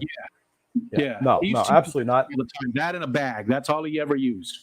No, neither one of those tools are good because the noose, you can break necks. Of course, that was as a kid, catching big rat snakes and being scared of them. They'll tell me how bad they were. I actually went and made a noose out of a, I didn't know what it was. I'd never seen one before. No one ever told me about this. I invented it on my own. I put a couple holes in a stick and put a rope through it. And I was like, oh, perfect. So I could grab it and ride my bicycle while I have the snake wrapped around it in my hand with the head over here safely, not knowing what the heck I was doing. But, and I don't think I ever hurt one, but you can hurt a snake that way. And a venomous snake, they could bite right through that bag. So putting a bag of snake, it's a really bad idea. A bag of venomous snake, that is. Non-venomous, that's the best place for them. But that was early '80s. No, that was mid '80s. I went out with him a couple times. And that's how he always did it. I don't know if he ever got bit or anything. I wasn't married to his daughter for very long. Next up is let's see. We got Benjamin. Still that funny. Let's see, from your buddy Tommy. How is the white-sided rattlesnake? I have not stopped thinking about its beauty. Oh man, that's he's talking about Buttons is the name of the snake. It is a one-of-a-kind Western Diamondback rattlesnake, but it's called white-sided. So the sides of it are bleach white. I mean, as white as you can imagine. And the top of it is kind of a rattlesnake color. Not a lot of pattern left. When it was younger, it had the typical rattlesnake pattern on it. So you can imagine this kind of dark strip down the back with these bright white sides on it. And it is absolutely a stunning snake. But it's the only one alive that's known right now. There's a couple of population. There's one population that they've caught a couple. People killed them. Years ago, there was one caught and taken down to the zoo down in Waco, Cameron Park Zoo. But the people didn't know anything about animals, and they kept it in their car in the middle of summer to go get a zookeepers. When they came back out, it had heat. It died like a week later of just overheated. It didn't live very long. Gotcha. But if you ever look at the Snakes of Texas, the Wheeler and Dixon book, open up the cover and you go about 2 or 3 or 4 pages in, they'll have different colorations of snakes, and a picture of it is in there of that snake of theirs. But if you go on my Facebook page or you can look around, you can get lots of video of it. But it's absolutely stunning looking snake. So do they know what causes that difference? It's just different paint job. So it's a genetic morph. And that particular morph does show up in other snakes, like bull snakes and rat snakes. It's pretty common in them. They have them in captivity. They bred them out. So they've got these really cool white-sided snakes. So you can find those in other breeds, other species. But the diamondback is the only one known right now that's alive with that coloration. Wow. It's pretty neat. Let's see. Chattanooga Ed, what's up, buddy? It keeps jumping on me. Where was that? Oh, there he is. What is your favorite dessert, and when was the last time you had it? Oh boy, probably one of my favorite desserts, pecan pie, and I haven't had it in a while, so I don't know when the last time. Probably around Christmas, probably.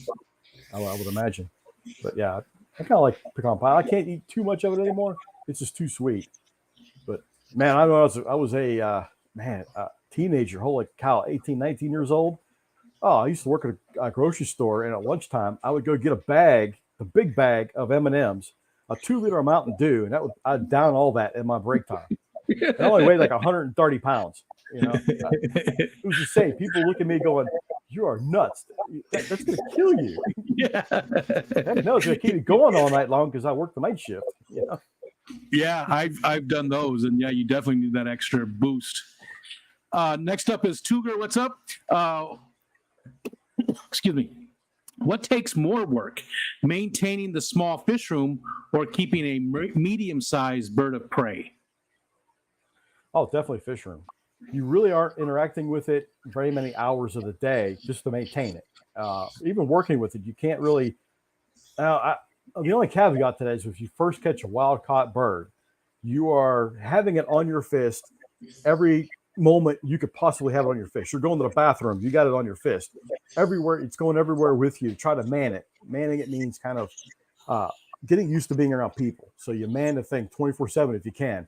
And if you're not manning it, you got a hood on it so it can't see anything and it's just quiet sitting there. So that takes a little bit of effort. But once you're past the manning part and you're out flying it, it's not that difficult really to keep a medium-sized rapper, not nearly as much as a small fish room would. You're in there changing water out pretty constantly and feeding everything every day. And I think it'd take a little more effort, but they're pretty similar though, time-wise. Orchids and Inlers is up next. Hello again. How do you feel about the red-tailed hawk sounds being used for bald eagles? Oh, that's definitely a running joke. We got a radio station here, was 97.1 the Eagle, and it used to play that sound all the time. And we just chuckle every time. It's 97.1 the Hawk, not the Eagle. Yeah. It's just frustrating. And if everybody hears, if everyone wants to know, just Google bald eagle call. It's the most wussy little peeping sound you've ever heard. It's not cool at all. That's why they don't use the bald eagle sound. Cry. Yeah. No, it's just. Do you have a favorite call from a bird? I kind of like the red-shouldered hawks call, and they're very vocal, very noisy. Well, no, I think a Mississippi kite would be better. It's a. In fact, I do that. That kite over there is going to probably start calling, but they're definitely one of my favorite calls. It's just that really cool, and the babies do it, call to you all the time, trying to get you to feed them. So it's just a really cool call. They're absolutely stunning bird. If you're ever looking them up close, an adult, oh man, the eyes are ruby red with that gray colors, and man, they're just awesome looking birds. Loon is mine. I love the sound of loons. They're haunting, especially like on a foggy morning. You go outside and the loons are out there, and it's an incredibly love that. I don't know. Do they have loons in Texas? I don't even know if they've got any type of loon in Texas. I think there is loons over in the eastern part. I'm not sure though. For they're cormorants, but that's completely different than a loon. Yeah, but it's kind of like a similar type bird. Let's see. Next up is Coral, and he wants to know if the Mark Pyle plays a flute with the snakes. No, but ironically, when I was a kid in 8th grade, I think it's maybe 5th or 6th grade, I don't know, whenever I was in middle school, I went to the band, and went to a band class, and they tried to play all the instruments. Well, being a teenage kid, I thought this would be a great idea. I thought it was genius. I'd go play the flute because all the girls were playing the flute. I could ask for help. I could hang out with all these great looking girls. Oh man, dumb idea. Dumb. I couldn't play the flute worth a darn. I did it for like 1 year and I was just done. I just got made fun of for playing the flute. Now that backfired bad. Horrible idea. Next up is Zenny. Would Mark rather discover a new species and have it named after him, or find a population of a species science thought was extinct? Can be whatever. It can be, fish, snakes, anything. I think I'd like to find something that thought was extinct. I think that would help things out better than naming something after me. It's that's kind of be fun, neat, but gee whiz. Yeah. But I think if they find something thought was gone and can preserve that would be awesome. Yeah. That would be because finding something new doesn't mean it was ever, you don't know that you would have ever missed it, right? I mean, with something that was gone, that's been taken away from us. Gotcha. Jumped again. Ed's up. He wants to know if you had to smuggle a snake over the border, how would you do it? Ed's always got the good questions too. Oh man. Well, it depends on what kind of snake. I mean, it could go from, some kind of small little blind snake would be easy. But if I had to, smuggle a boa constrictor across the border, it'd be totally different. I don't know. I've never even considered that. I have no idea. Maybe use a big drone or something and just fly it over. I don't know. Ooh, that's an idea. Ted. Jay, Nano Aquarium Guy, he wants to know, who's your favorite YouTuber outside of Fish Fam and Fish Tube? And this might be easier for you because you are so involved with the snakes and stuff, but who's your favorite outside of the community? Man, it's got to be There's one or two. It's either Ben Woodruff, which is a falconer guy, talks about falcons, and Ben does a great job, or Smarter Every Day. There's a channel called Smarter Every Day with Dustin. He's a genius, but he's really good at going around the different places and meeting people and discussing how things work behind the scenes. Like he went down to the Kennedy Space Station and went behind the scenes on a lot of stuff. And he just did something about manufacturing and the little steel pieces that you set on your lawnmowers, the little metal pieces on those stamp parts. He went through a factory and they showed how that was actually done and how behind the scenes actually showing how the tooling was made to do all that. Things like that are just really fascinating. Stuff like taking a baseball and shooting it at insane speeds and all the technology behind how they have to do that and learning all kind of stuff about it's just on and on and on. So, but Ben Woodruff is really good about the animal world. I really like his teaching. So that other one was Smarter Every Day with Dustin? Yeah, Dustin's the main character, the guy that's hosted. Yeah. I made a note because that. I think you'd like that. Yeah, that sounds interesting. It's a big channel. It's a really big channel, and he does a lot of big stuff. So it's really cool. Okay, Scotty the Fish Freak. What's up, Scotty? I never realized that Pyle Aquatics was Mark Pyle. We're in a Facebook group chat together. What killifish do you keep? Scotty's big into killifish. What killifish do you keep? Man, I just picked up so many species. I've probably got 25 species at least. Wow. And I'm being so successful at breeding everything. I've got eggs coming out my eyes. I've had to, I don't know if anybody's ever seen the fry grow out system that I kind of created. I just built another one of those. I need to stick some substrate in the bottom and it's ready to go. But there's just tons of different species of Aphiosemians, fun little pancheks, of course, fundulus, that's our native killifish. Then we got a couple different Nothobranchius species. It's just there's just so many of them right now that I can't even remember every single species. It's crazy. So about 25 of them. That's pretty good. They're on my short list. At least 25 species, or more. For the future, they are definitely something I want to get into. Right now, I'm dealing with the Godeids, and that's sort of my focus. But they're incredibly easy. I mean, people worry about keeping them alive, and there's all these rumors you have to keep them live foods. I don't feed anything. Nothing I have has to have live foods. My favorite food is the bug bites, the Fluvial bug bites tropicals. The granules are a little too big for most of the killies, but I went and bought a pepper grinder down at the resale shop, and I stick in a pepper grinder, and then you can dose how much you put in by how many turns you do of the thing, and you can adjust how coarse it is by the top of it. So I can just go up to a tank, and I know all my main breeders is 1.5 turns at the coarsest setting, and I'm done. Just go through and hit them all. It works out really good. And they're breeding just off the fluvial bug bites without feeding them. But I do obviously feed them frozen thawed stuff, but you don't have to. Gotcha. Very easy. Let's see. Okay. Excuse me, man. Carlos says, have you heard anything about a rattlesnake that is evolving without a rattle, or is that just a rumor? Okay, there actually is a rattlesnake that's evolved, and it's on the Catalina Island rattlesnake. It's on an island. There's no predators, so it's been that way for a long, long time. So their rattles have completely evolved and are gone. There's all kind of other rumors that rattlesnakes are not rattling or not having rattles and stuff like that. Most of that is completely myth. The only exception would be like the pygmy rattlesnake. Some of those you find with the rattles just almost not existent. It's there, but it breaks off easy, and sometimes it doesn't shed quite right and it'll fall off. So those seem to be, they might be in the process of losing that eventually because they're so small that you can't hear the rattle anyhow. A snake this long and the rattle's like this big. You put your ear up to a tank and you can't even hear it. So out in the wild, you're never going to hear that rattle. Yeah. So it doesn't really serve a purpose anymore. Gotcha. And that's probably what Carlos was thinking of because he is in California and Catalina's off the coast there, California. Yeah. So here's Ed. If Mark ran out of food for lunch, what would be his first pet he would? Oh, man. Oh, that's easy. I got some really cool long-eared sunfish in here. Those would be perfect. So I've got some, wild caught native. I go catch them out of the river and eat them. So why can't I eat the ones that I'm sitting right here? How big are the ones you have? Well, they're in this tank right here. You can kind of see it. It's kind of dark water. But they're probably about like this right now. There's a couple of them in there. It's so dark that hardly don't see them. They just kind of flash out and grab food and run.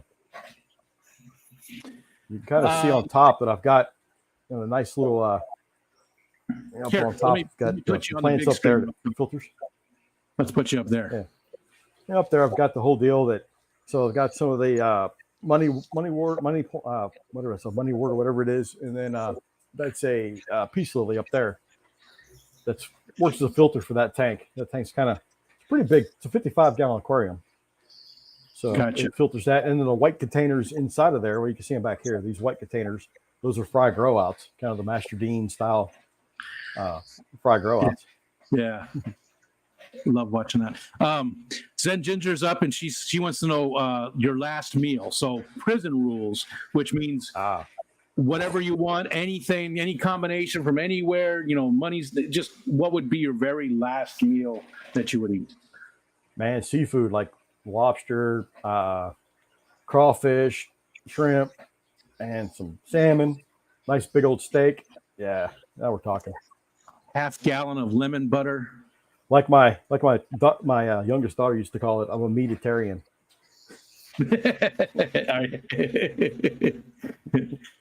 I just like everything. Okay, next up is Dapper Dennis. Is there a person from history? And this is a good point to point these out, which I try to do. Good point to point these out. Good time to point it out. I like to point it out every single week because I always feel like the show it's not my show. It's the community's show. It's about everybody getting to learn more about each other, and it's heavily involved with the chat. And some of these people have been asking the same question or a variety version of it, going on 2.5 years now. So, that to me makes the show as well. So I appreciate everybody that comes in with your standard questions that you've been asking for so long and helping to make the show what it is. Thank you so much. So, but Dapper Dennis' question is there a person from history that you would like to meet? We'll start with that. Is there a person from history that you really would just love to meet? Probably Aldo Leopold. That's yeah. An ecologist and stuff. I really like. Yeah. I would like to hang out with him. The sand dunes of Indiana, right? Isn't that where he's from? I think he's from closer to you're at. If I remember, I was up north of that, but I could be wrong. I know he talked about it. Yeah, talked about the dunes of Indiana. Yeah, probably there for at least for a while. Yeah, but he built a chicken coop and stuff. Had his whole family kind of together, building this thing into a house, and I don't know. It just seems like he's kind of. It has a lot of the same ideas and concepts I do. I'd really like to meet his dad too, because I have a feeling his dad had a lot to do with his thinking. So I think his dad would be a really awesome person to meet too, and pick his brain. I've got to. I read 2 of his books.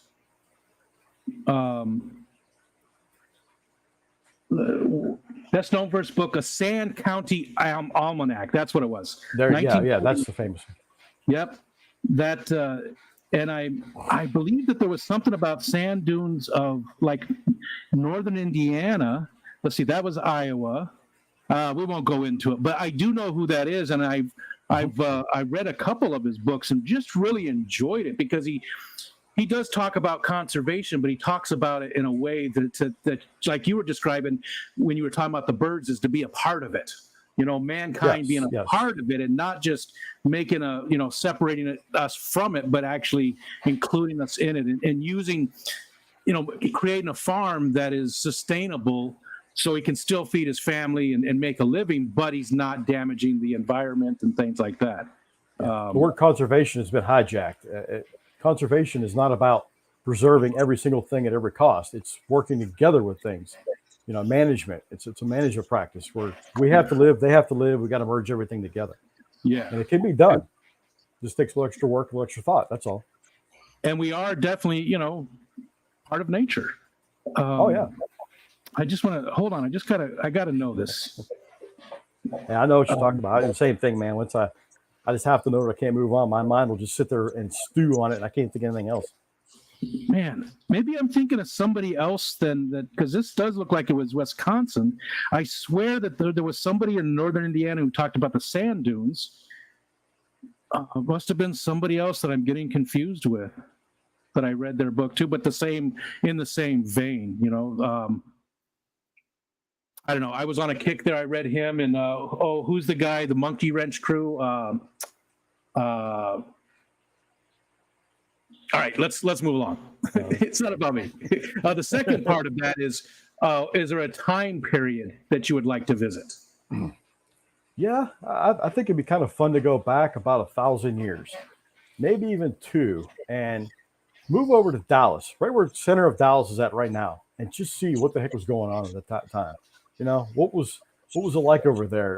What were the people, indigenous people? How did they live? How did they survive when it's 105 degrees out? You know, and you're out in the middle of nowhere, you have nothing. So I think that would be really interesting to learn some of that stuff. I like it. I dig it. That's a good answer. Jeff Kane is up next. Is there a way for Fish Fam to get some killifish eggs from the Mark Pyle? Oh, yeah. Just go ahead and you can email me at pyleaquatics.com. pyleaquatics@gmail.com. I actually have some killifish eggs from some Nothiobranchus that hatched out, and I had so much luck at the killifish auction that I have so many different pairs that are laying eggs right now that I'm kind of overrun with eggs from them, and I really want to work with them. But some of the Nothiobranchus eggs that are sitting up here in you can't see it off camera, but there's a container of them up there that I'm not going to be able to hatch out probably. And some of them are probably too old to hatch out or may not hatch out very good, but I can make somebody a pretty good deal on those if they really want them. Because I just, some of them are good, but I'm just not going to have time. I keep telling myself, I'm going to have time. I'm going to do it. I'm going to do it. Too much going on. Too much success on the other stuff. Yeah, I get that. It's a terrible thing to have. You love the idea of something and you want to do it, but it just doesn't pan out because of time. So, it was going to pan out until this hit, and I was like, "Wow, okay, I got too much." I figured it'd take me a while to get these things to start producing eggs, and I'd have to figure out, water parameters or something. And everything's just dropping eggs like crazy. And it's like, okay, everything's hatching. Everything's like hatching right now. It's crazy. Victim of your own success. I know. Zenny's got one, and this is her question she's asked for a long time, as well as with the prison food one. But so, would you rather train 1,000 birds or breed 1,000 fish in his lifetimes? Oh man, 1,000 birds sounds like a lot of work. 1,000, I think probably 1,000 fish. Yeah. She said 1,000 birds. That would be impressive. She said, we know he picks birds, but maybe with the breeding aspect, it might take the lead over training and keeping. So breeding, train 1,000 birds and breeding 1,000 fish. So you go with the fish. 1,000 fish. Yeah. 1,000 birds. Wow. That'd be insane. You'd need at least a committee of people to help out. Wow. Yeah. Next up is Steven, and he's asking for two different people. So Myrtle's question has been asked since the very first live stream, which was with Kenny, I think, from Daniken Aquatics. He was our very first one. You're number 103, I believe, somewhere around there. But Myrtle's question is, what would I change about you, and what would you change about me? Okay. Sometimes it's easy and sometimes it's difficult. And you know what? I don't have much because I feel, and you're one of those people that I feel like you found your place. You found what makes you happy. You sound like you're generally happy in your life, that you found your spot and you enjoy so many different things, and you obviously have a lot of passion for life and with all these different hobbies that are super important. So I don't think I have anything that I would change about you. I think you're damn near perfect the way you are. Well, thank you. I failed enough to finally get to learn what works. I think that's what life's about. I have failed so many times on so many different ideas, and the flute idea that failed. Crashed and burned bad on that. I've crashed and burned a lot of ideas I've had, but you just keep going. You keep finding something until you find your thing. And I've been lucky enough to find several things that seem to be something I'm really passionate about. And of course, with the whole snake stuff, I've failed a lot trying to educate people, and that's how I learned how to do it, by trying and failing. So that's how you get where you need to go. But as far as you, since this is kind of a right at the edge of a magical thing, so I might bend the rules a little bit, but I can kind of tell you're a person that likes to make people happy. That's what really kind of makes you happy, by helping other people. So I think it'd be cool if you had like a superpower that nobody knew about, you would never know about, so nobody could take advantage of it, and you couldn't take advantage of it. But the superpower would go like this. Okay, my car breaks down. I got to get to work. My transmission died. I can't afford it. I don't know what I'm going to do. I'm talking to you about it. You go, man, that sucks. If I find something, I'll let you know. Well, wouldn't you know it? You happen to have a friend that has you just talk to somebody randomly online. It goes, hey, we're looking for somebody to do. We do this YouTube thing where we fix somebody's car for them for free and give it back to them, and then they can take off with it. And you make that happen. You put us together. Boom! I got my car fixed for free. That guy has got a YouTube thing, and here you are sitting in the middle going, I did that. That feels pretty good. And I think that'd be awesome, because I think you would really enjoy that your whole life. You could just constantly be enriched and going, man, I'm actually doing something for people, And even I don't even have to know that I did it. I would just have to know that my friends or people that are having struggles are no longer having those struggles, that they've found a way out of it. So it's not even that I need to know that I was involved, but just the fact that everybody around me seems to be doing well, and their things are getting better. That's beautiful. That is absolutely beautiful. I love that very much. That one gets me. That's a beautiful answer, Mark. Thank you. You're welcome. Great answer. And the other one from Stephen was Brookley's question. And Brookley's question is, do you have any weird physical traits? Can you wiggle your ears? Or, do you have anything you can do strange physically? Nothing too strange. My grandfather, man, he used to wiggle his ears. I mean, he could make them do weird stuff. I just got some joints and stuff that I don't feel show up on camera, but let's see if I can kind of pull them apart and stick stuff back together. And it kind of unfortunate because my neck, I can actually move vertebrae around on my neck a little bit. And sometimes they get out of place and my arm starts tingling. And so I've got to get in there and fix it. And it's like various things. The shoulder will pop out when I was playing softball. If I get the elbow up too high, man, it'll pop it out. It doesn't completely out, but it goes out far enough that it about drops me to my knees. And it's not fun, but that's it. I don't like that. All right, now you just ruined everything you said about Myrtle's question with that. That is no. Especially my joints are messed up from the RA, and when I see that kind of stuff, it just let's see. Tommy wants to know if you could be any life form other than human, what would you want to be? Tardigrade. Say it again. What those are? Tardigrade. It's a water bear. A water bear. Yeah, and almost indestructible. Yeah. That's another good answer. Yeah, that's a great answer because they can survive in the space. They can in a vacuum. Right, they can survive anything. They're amazing. They're going to be what take over the planet. That's what it will be. I hope so. I hope it's not the cockroach. Yeah, something good. Mountain Greenery, hello. And this is one that she asks all the time. If you could live in any of your aquariums, which one would it be? So you're a part of that aquarium. Maybe you're a little human, maybe you're a fish, whatever. You're just a part of that little environment. Which one would it be? Man, I don't know. I guess go with the biggest one, the 150 I have in the living room, the 150 gallon tall. It's got a lot of different. I got Achilles in that. I've got angelfish in there. I've got a lot of things that shouldn't go together that do fine. But I think that'd be kind of cool. Just to, it's big enough. There's plenty of place to hide and explore. That'd be it. It's kind of a tough one.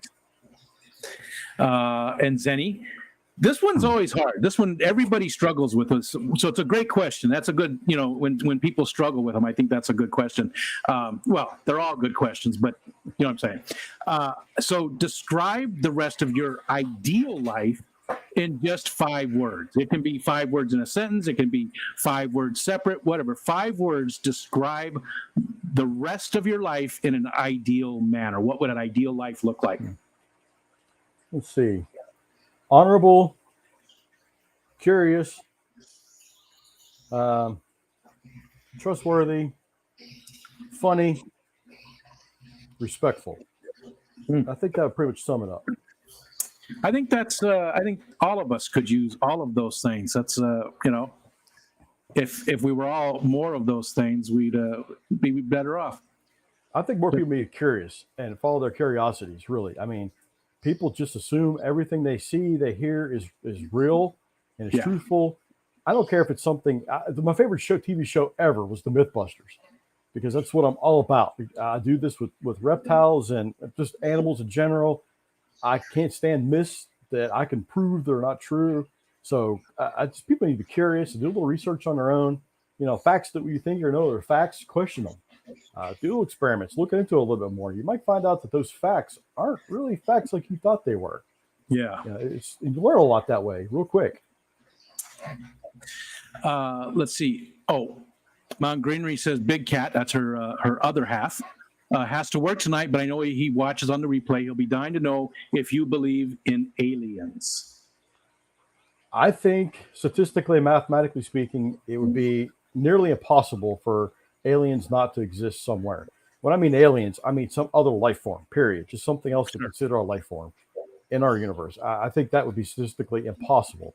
Will we ever know about that?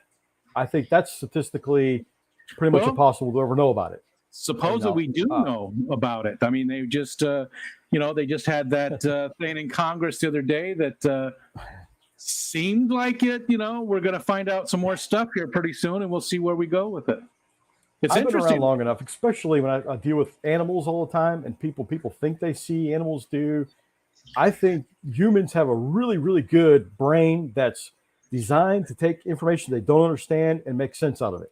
That's what we do. We're very good at it. We're too good at it because we see things, we don't have enough information that came into our brain to make any sense out of it, but we'll make sense out of it. And sometimes we get things wrong. Most of the time we get things wrong. Our senses are not very accurate on their own. So I think a lot of people see stuff and things happen. They absolutely believe it. What they saw, I believe they saw that. But it's not really what happened. You know what I mean? Even your own mind over time will change what actually happened. I've even done that, have stuff written down and go back and wait a second. I don't remember it like that, but I wrote it down like that. So it must have been like that. And your family will do that all the time. Oh, that really didn't happen quite like that. I was going to say, you've been married for a while, so you've been corrected quite a few times. Oh, yeah. You want to be right or do you want to be happy? Yeah. Tuger said Mark Shepard. I'm not sure what that one was. Sorry, Tuger. I don't remember what that was in relation to. Ed wants to know if you like D&D, then trick him into playing with us. I don't think I was supposed to read you the second part, but have you ever played Dungeons and Dragons before? Never played that, and unfortunately, my brain is too analytical and scientific, and so the D&D thing, I just can't wrap my head around it. I've asked my daughters to play it, and I've tried to wrap my head around. I understand how the thing works, the mechanics of it, I understand, but the interest in it, I don't get. I just, my brain just goes, what? You're going to do what? And obviously it's a thing because everybody else does it. So I completely understand it. Hey, it's probably enjoyable to a lot of people. I'm probably the oddball that goes, why? But that's it's imagination, and we actually do a stream on Monday nights with Depths Unknown. He's our dungeon master. We do it on his Mr. Manifesto channel. It's Skipper, myself, Chattanooga Ed, Whip, and Jason, and Xanadu. All of us, we play D&D and we stream it. So if you're ever interested in watching, unfortunately, it goes over some very good fishy streams on Monday nights, but also on Tuesday nights, there's a game as well. Actually, right after this stream at 9 p.m. Eastern Standard Time, there's a D&D stream as well on Chris Aquazone's channel. So if anybody's interested in learning about the game, that's a good place to go look. I'm definitely curious, and I want to learn. I want to experience things that that are kind of outside my comfort zone. It's not really a comfort zone thing, but it's outside of an understanding thing. So I think it'd be good for you just to kind of at least try to to get it. I might find out all of a sudden they might click and go, oh wow, this is the coolest thing ever. Yeah. I don't know. Have you ever gotten into games, video games or anything like that? Have you? Not really. Doesn't sound really like it. No, I don't. I get on the computer a lot, but it's obviously more of a utilitarian purposes. Yeah. I'm on there for a goal. I'm on there for a reason. I'm trying to accomplish something. And so gaming, I played games a little bit, but I just never really do it very long. I just lose interest and it's just not my thing. My phone, I don't think there's even a single game on my phone. It's just, if I'm on my phone, usually I'm looking at YouTube videos. I'm looking at something I'm trying to learn. It might have something popped in my head. Oh, just curious about something. It might be completely random. And then, of course, then I'm down a rabbit hole. Yeah. Then I'm all over the place. There's no just anything. Yeah. Recently, I found that the Google Lens is a great tool when you're outside and you want to identify plants. It's not 100%. You really need to pay attention and verify things, but it gets you started when you want to. I've been on a foraging kick lately, so I go out and I've got Google Lens and I just point that thing at it, take a picture, and it gives me some choices to look at. And I start looking at, well, that's not exactly it. It doesn't grow in this area, or it's not this, but sometimes it's dead on. Sometimes it says, oh no, that's what this is. And I find out that yes, that's exactly what this plant is. It's a great tool that helps you identify. I think you would really like iNaturalist. I told you about that before. I think you looked into it. I've been on the app on your phone. You could do the same thing, but you could do one step further. You can actually document it. So later on, you can see all the things you've seen in your area, and you can go, okay, I know I've seen that before. You can look down, oh, that's what it was. It's really cool to go back and look at all the different species and stuff you've seen. eBird is the same way. You can go and put your life list and put the birds where you saw them and stuff like that. And I love the idea of it, but in practice, I don't follow through. I'm bad about that part of it. So I love the idea of it. And I've actually got iNaturalist bookmarked because of you. You told me about it a while back, and I have looked through it, but I haven't even created an account or anything because I just don't see myself actually doing the input. I don't like doing that anymore. Well, here's something you might find that's fun. Go to iNaturalist, go to Explore, and go to like plants, and then go to your area and hit OK. It'll list people that have actually seen stuff, photographed stuff in your area. Then you go to the map. You can move the map anywhere you want, shrink it down to size, and say, what's in this area? So if you're curious, if you're going to go on vacation or whatever, or you're looking for, like me, I was looking for fish in a certain area I'm going to be at. I'll just highlight that area and say, what's here? And I'll see all the stuff people found. And that's how I ran across the bluefin killifish over a place not supposed to be. I was like, wait a second. Holy cow, what fish there? What? Yeah. And then I contacted the guy that found them, and he knew who I was. And he's like, oh, yeah, I know who you are. Come on out. I'll show you where they're at. I was like, sweet. Nice. So then I went out there and started finding them and found all kinds of other cool stuff out there. So I will have to do that. And again, eBird, I'm comparing it because they're so close to the same type of thing. Yeah. eBird is from probably Audubon. Right? No. Audubon? Cornell Okay. University. They have a very big birding department there and ornithology department there. And I go to their website quite often, trying to ID stuff. And so they're very comparable, very cool tools. One thing nice about iNaturalist is it's everything. It's any kind of life form. Yeah, not just stuck. Yeah, I can look up reptiles or whatever too when I'm in there. I've got it open right now. I'm looking at the slideshow going by as I'm talking to you because I do have it saved. June is up next, and she doesn't have a question, but she says you're a wonderful person, and where's his channel link? And I did put his email, but if we could drop Mark's link to, and again, it's Pyle Aquatics. But what was the other one again? Tell me one more time. The Texas Snake ID. No, and I have a website.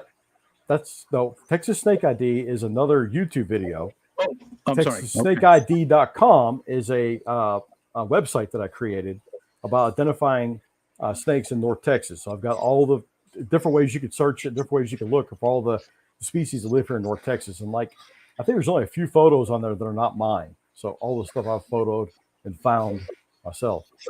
So those are cool. And are you on fishfam.link by chance? I don't know. I went there a couple times, but I just usually don't have time to go digging around too much on there. So I don't know. if you can contact Jenna P, or I'm not even sure all the different people that can do it, but I'll find out. I'm for sure I you. can find links on there. Okay. Once they can put you up there, and they can put all your links and stuff on there so that people can see all your different stuff if you're interested. Thank you. Let's see. So next, Nathan. What's up, Nathan? What fish is being saved? Oh, okay. His question is, it's a two-parter again. And let's see how much time. We still got 15 minutes left, so we're doing fine. What fish would you save to rebuild the hobby? Let's just start with that. What one fish that you would save? So there's only one fish. There's only one type of fish. What is it?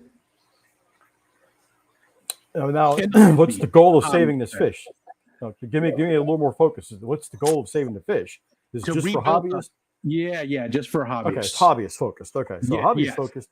I mean, you got to go with the guppy. There's a million different varieties of it. I mean, it's so easy to keep. It's a live bear. That's there's no other thing I don't think compares to a guppy. I know I love killifish and stuff, but there's not one species that's as versatile and it's just iconic as a good old guppy. Yeah. And the second part of that is what fish shouldn't even be in the hobby that hobbyists shouldn't be able to keep, or at least the basic hobbyists, like people. You shouldn't be able to go to Petco or PetSmart and be able to buy this fish. Well, this may not be exactly what everybody wants, but any kind of fish that's genetically screwed up, where it's not like all the goldfish, all this weird stuff that they can barely move around. All those stuff should just be gone. But if I have to pick a species, it'd probably be just the common pleco. They're just too common, too around, and I've seen how much devastation they can do here in the San Marcos rivers over in Florida. They're just causing. I've even personally found them here at the in the Brazos River in Lake Granbury. I found 2 of them dead on the shore during the wintertime. So I don't think they've survived the winter, but I'm finding them here in my own backyard. It's not cool at all. And that was mine too. I any of the even guppies that have the super long gonopodium or the fins that are so big that the males can't even swim. But the common pleco was the number one, just because there's just not enough. They don't tell people enough about what it's going to turn into. Mark Stilson just gave 5 memberships, and I apologize about that. That bot that's in here, I don't even remember turning that on, so I got to remove that. It's not doing it. It's just adding extra stuff to the chat. But Mark, thank you so much. Mark does that on so many different channels, and I appreciate that. You know how much we talked about that, Mark. Thank you so much. It means a lot. Thank you, man. I see Whip you even gave me a free membership too, if I remember right. I think that's actually let's see who got these ones. So Aquatic Moose, John McKenzie, my buddy John, Andy Carson.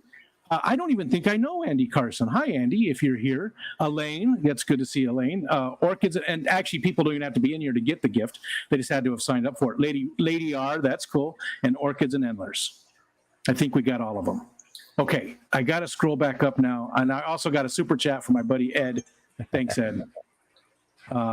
Freaky Friday one. Okay, that's where we're at. That's from Coral. The Freaky Friday one is, what 2 fish tubers would you like to see switch bodies? Just for a short time. Maybe it's a week. Maybe it's a weekend. They're just, Boy. I could switch with anybody up north right now. It's 106 degrees out. I'm just getting out of heat. It's that'd be fun. 67 degrees right here, right now. How much? What? 67. Oh, man. We won't see 67 for 2 more months. We're not going to see 80 except twice over the next 10 days. It's going to be below 80. I looked at forecast here. It's going to be like 102 is the lowest temperature. Phoenix hit their average temperature was 102.7 for an entire month. The average temperature over the entire month of July was 102.7. First city in America that had an average temperature above 100 for an entire month. That's just crazy. That is crazy. So anyways, anybody specific that you... I don't know, man. It's kind of tough. There's so many different ways to go with this. I'm like LRB. I like to see his fish room and kind of, I don't know, man. But then you got Dan's fish. I like to see how he has his stuff set up. So it's you would change with somebody? Oh, yeah. I think I changed it. Somebody, I don't want to put somebody else through all that. People unknowingly just what the that's heck. half the fun. That's half the fun. Oh yeah, it would be. They're not even expecting it. What the hell? Oh, I could be mean and put a couple people swap me. It'd be pretty messed up. Yeah. But yeah, I'd probably switch with like LRB or somebody like that, or maybe I think Dan's Fish because I want to see how he has his system set up and everything. I really admire the way he's got things going and his behind it. Yeah, it's expensive, but I think that's the right way to do it. I really do. And you and Dan, I think would become fast friends. You guys remind me a little bit. There's something that you have that he has that I could see you guys getting along very well. Dan's a great guy. You seem like a great guy, and I just see you guys definitely share some things in common. That's good because I like him, so that's good to hear. Thank you. Oh, Jenna's not feeling well. Hope she gets better, Stephen. Let's see. Okay, scrolling down. Yeah, we still got 10 minutes. June, only Oscar. She says Star Trek or Star Wars. I go Star Trek. Yeah, definitely Star Trek. Yeah, more scientific. A little more scientific and a little bit more. None of that Deep Space Nine and what was the other? There's another one that was terrible. Voyager. No, Voyager was okay. I like Voyager's all right, but what was the other one? What was the one on the big ring? Is that the Deep Space Nine? Yeah, I didn't have any of that. That was more interpersonal, kind of like character building. Now I want to go out there and explore stuff. I want to watch Strange New Worlds, which is the new one. I've heard it's just fantastic, and I haven't had a chance. I keep meaning to watch it. I just haven't had a chance. Yep, I forgot. It's gone. I had something and it's gone. But following up with that, Jay, Nano Aquarium guy, would like to know what's your favorite. Well, we're going to go with the different ones. Let's go with books first. Do you have a genre of books that you really enjoy? Field guides. I mean, I can't beat field guides.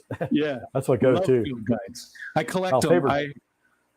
Go ahead. No, favorite book right now would be "Goodbye to a River" by John Graves, and the book is about.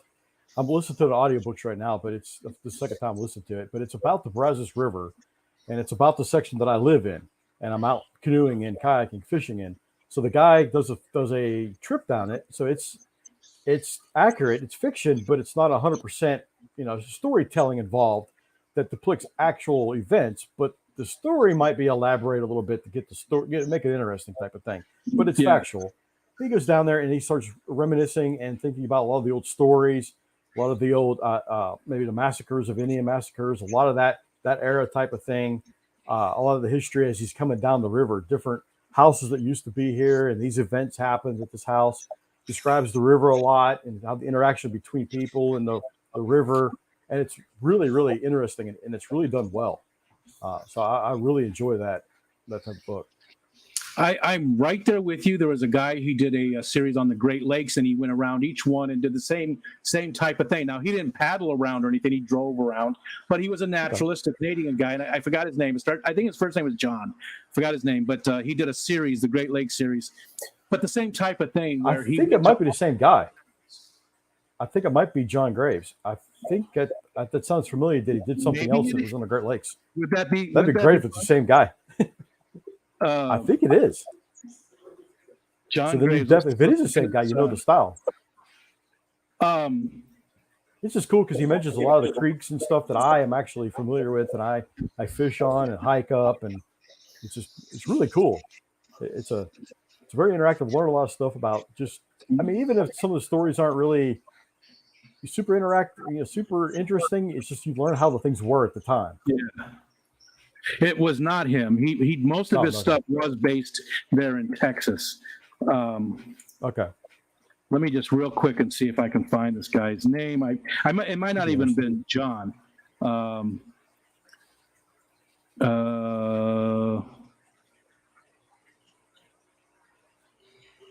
Okay, I'm not seeing it just off.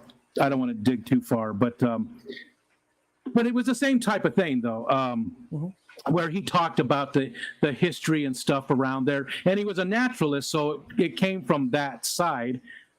It was in the 70s when he did his trip, And he did do some paddling and some, kayaking stuff. And he actually went through the little town that I live in, which is like 1,200 people, so it was pretty neat that he stopped here and he had, a meal here and stuff. And he talks about it, which this isn't talked about anywhere. So, except for Grandpa Munster was born here. Oh, really? Okay. Yeah, the awesome. guy was. Oh, yeah, no Grandpa Munsters. But that's funny. Same type of book. So, what about movies and TV? Do you have a favorite type of genre for those? I like science fiction thrown in there with a little economy. That's great. Science fiction comedy type stuff is awesome. Yeah, that's perfect. Science fiction would be I guess there's really not a genre of science fiction comedy, but that what I'm talking about. Sure. Yeah. Space Force. There was a series out. It's called Space Force. Stuff like that. I just think it's hilarious. Yeah, that was pretty good. I hope it comes back. I hope so too. I don't think it is. That. Yeah, I don't think it is. I think it's done. The Orville. You ever seen the Orville? Love it. And they moved it to some platform. Had to pay for it. I'm like, dang gummit, man, that was awesome. Yeah, I think it's on Hulu now, and I felt it was the most Star Trek-y show since the original Star Trek. To be honest, I absolutely loved it. Well, maybe since Next Generation. That was good. Yeah, maybe since then it was. I really liked it. I thought it was a really good show. I thought Seth MacFarlane, he's a fan of the series. I thought he did a great job of getting that feel, but yet it did have the comedic elements and things there too. Absolutely. It was perfect. All right. Let's see. Hey, there's Whip. So Whip asks this question all the time too. So you have generational wealth. Money is never going to be anything for you. You're not even ever going to think about money again.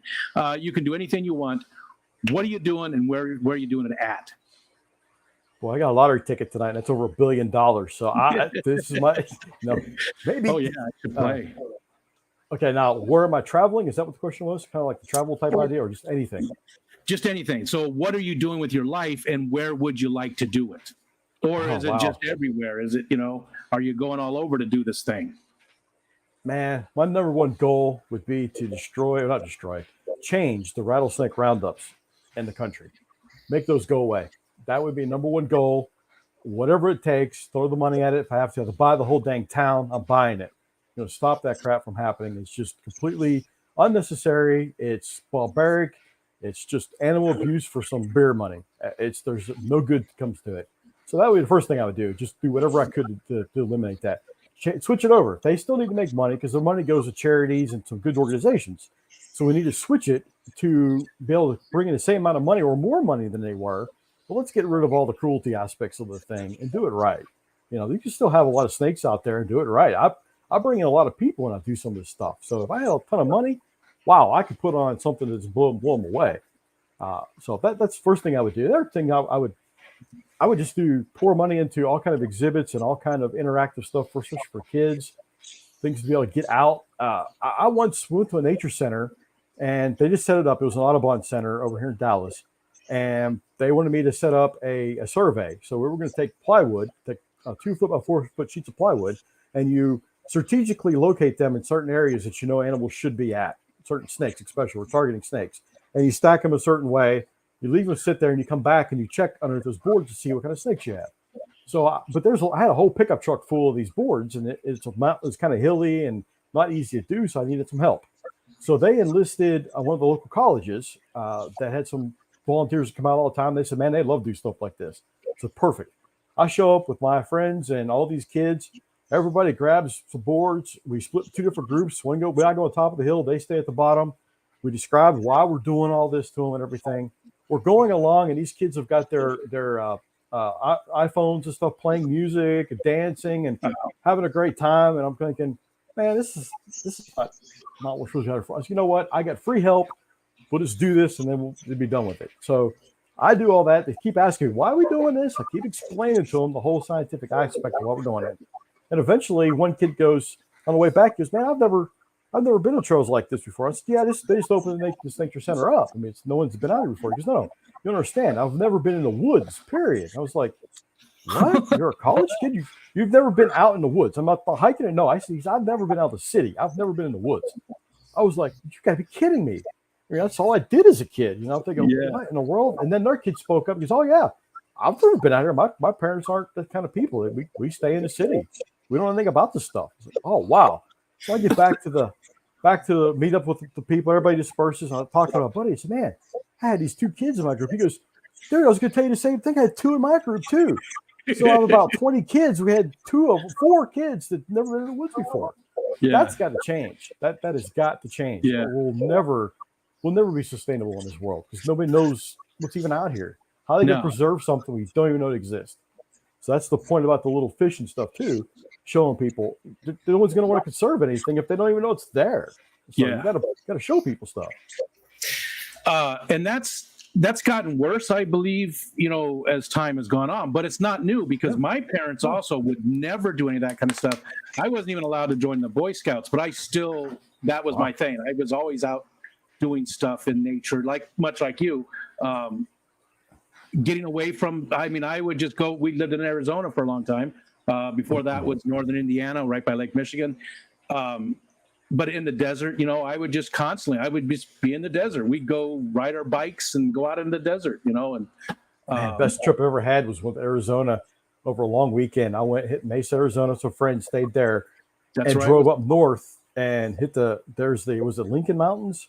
Or there's a area, it's a wildlife area just north and east of Phoenix.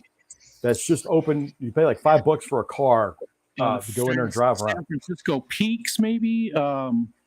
The Superstitions are on the east side of the valley. Yeah, just not Superstitions, but just beside that, just to the west of the Superstitions. Maybe a little north. There's a mountain range right there. There's a wildlife area. Peak would be that area. Maybe so. Yeah, there's like you go through the desert and there's like multiple lakes. There's like 3 lakes going through the middle of it. Wherever probably that's Apache and Saguaro lakes, probably. That sounds like it. Yeah, that is absolutely incredible area. I enjoyed that so much. Yeah, I lived. That's awesome. I lived in Mesa, Apache Junction, all through that area. We'd go up to the Salt River Pima Indian Reservation is there, and they would do tours, tubing. You'd spend $5. Oh, wow. You'd get one of their tubes that had, was a giant, tractor tire tube, and it was painted many times. Yellow, and $5, you get on the tube, you take your cooler of beer, you'd float down the river all day. You could go as many times as you wanted until they stopped running it, when it got dark for $5, Man, but I've tubed a lot. That's awesome. That whole area, if you keep going, you get up on the Mogollon Rim, which is amazing. There's a lot of pine trees, ponderosa pines and stuff. Mm-hmm. It's just a beautiful area. All right, sorry, we're actually over time, so we'll have to, like a lot of people, we'll have to come back for a second one in the future. It'll probably take me forever because I still have thousands of people to get to. I did not get to Coro's question and any below there, so I apologize to Coro and the rest of you guys for not getting to. But I don't want to go over any more than I already have. So there's still a lot of good streams tonight. You need to go make sure, like Scruffy City and there's so many other ones too. So thank you guys for coming and hanging out with us. Mark, this has been a pleasure. I felt like I met a kindred soul. And hey, everybody, we'll see you. Let's see, we're going to do one. I can't remember. I think this Saturday we'll have a focus on. I'm not sure who my guest is yet. Next Saturday probably will be Skipper's, Fish Fam auction. So we won't do one then. But thanks, everybody. Thanks. I'm clicking buttons now. Let's see. Thanks again, everybody. I appreciate it. Thanks, Mark. Thanks, Ed. Thanks for all the super chats and everybody hanging out.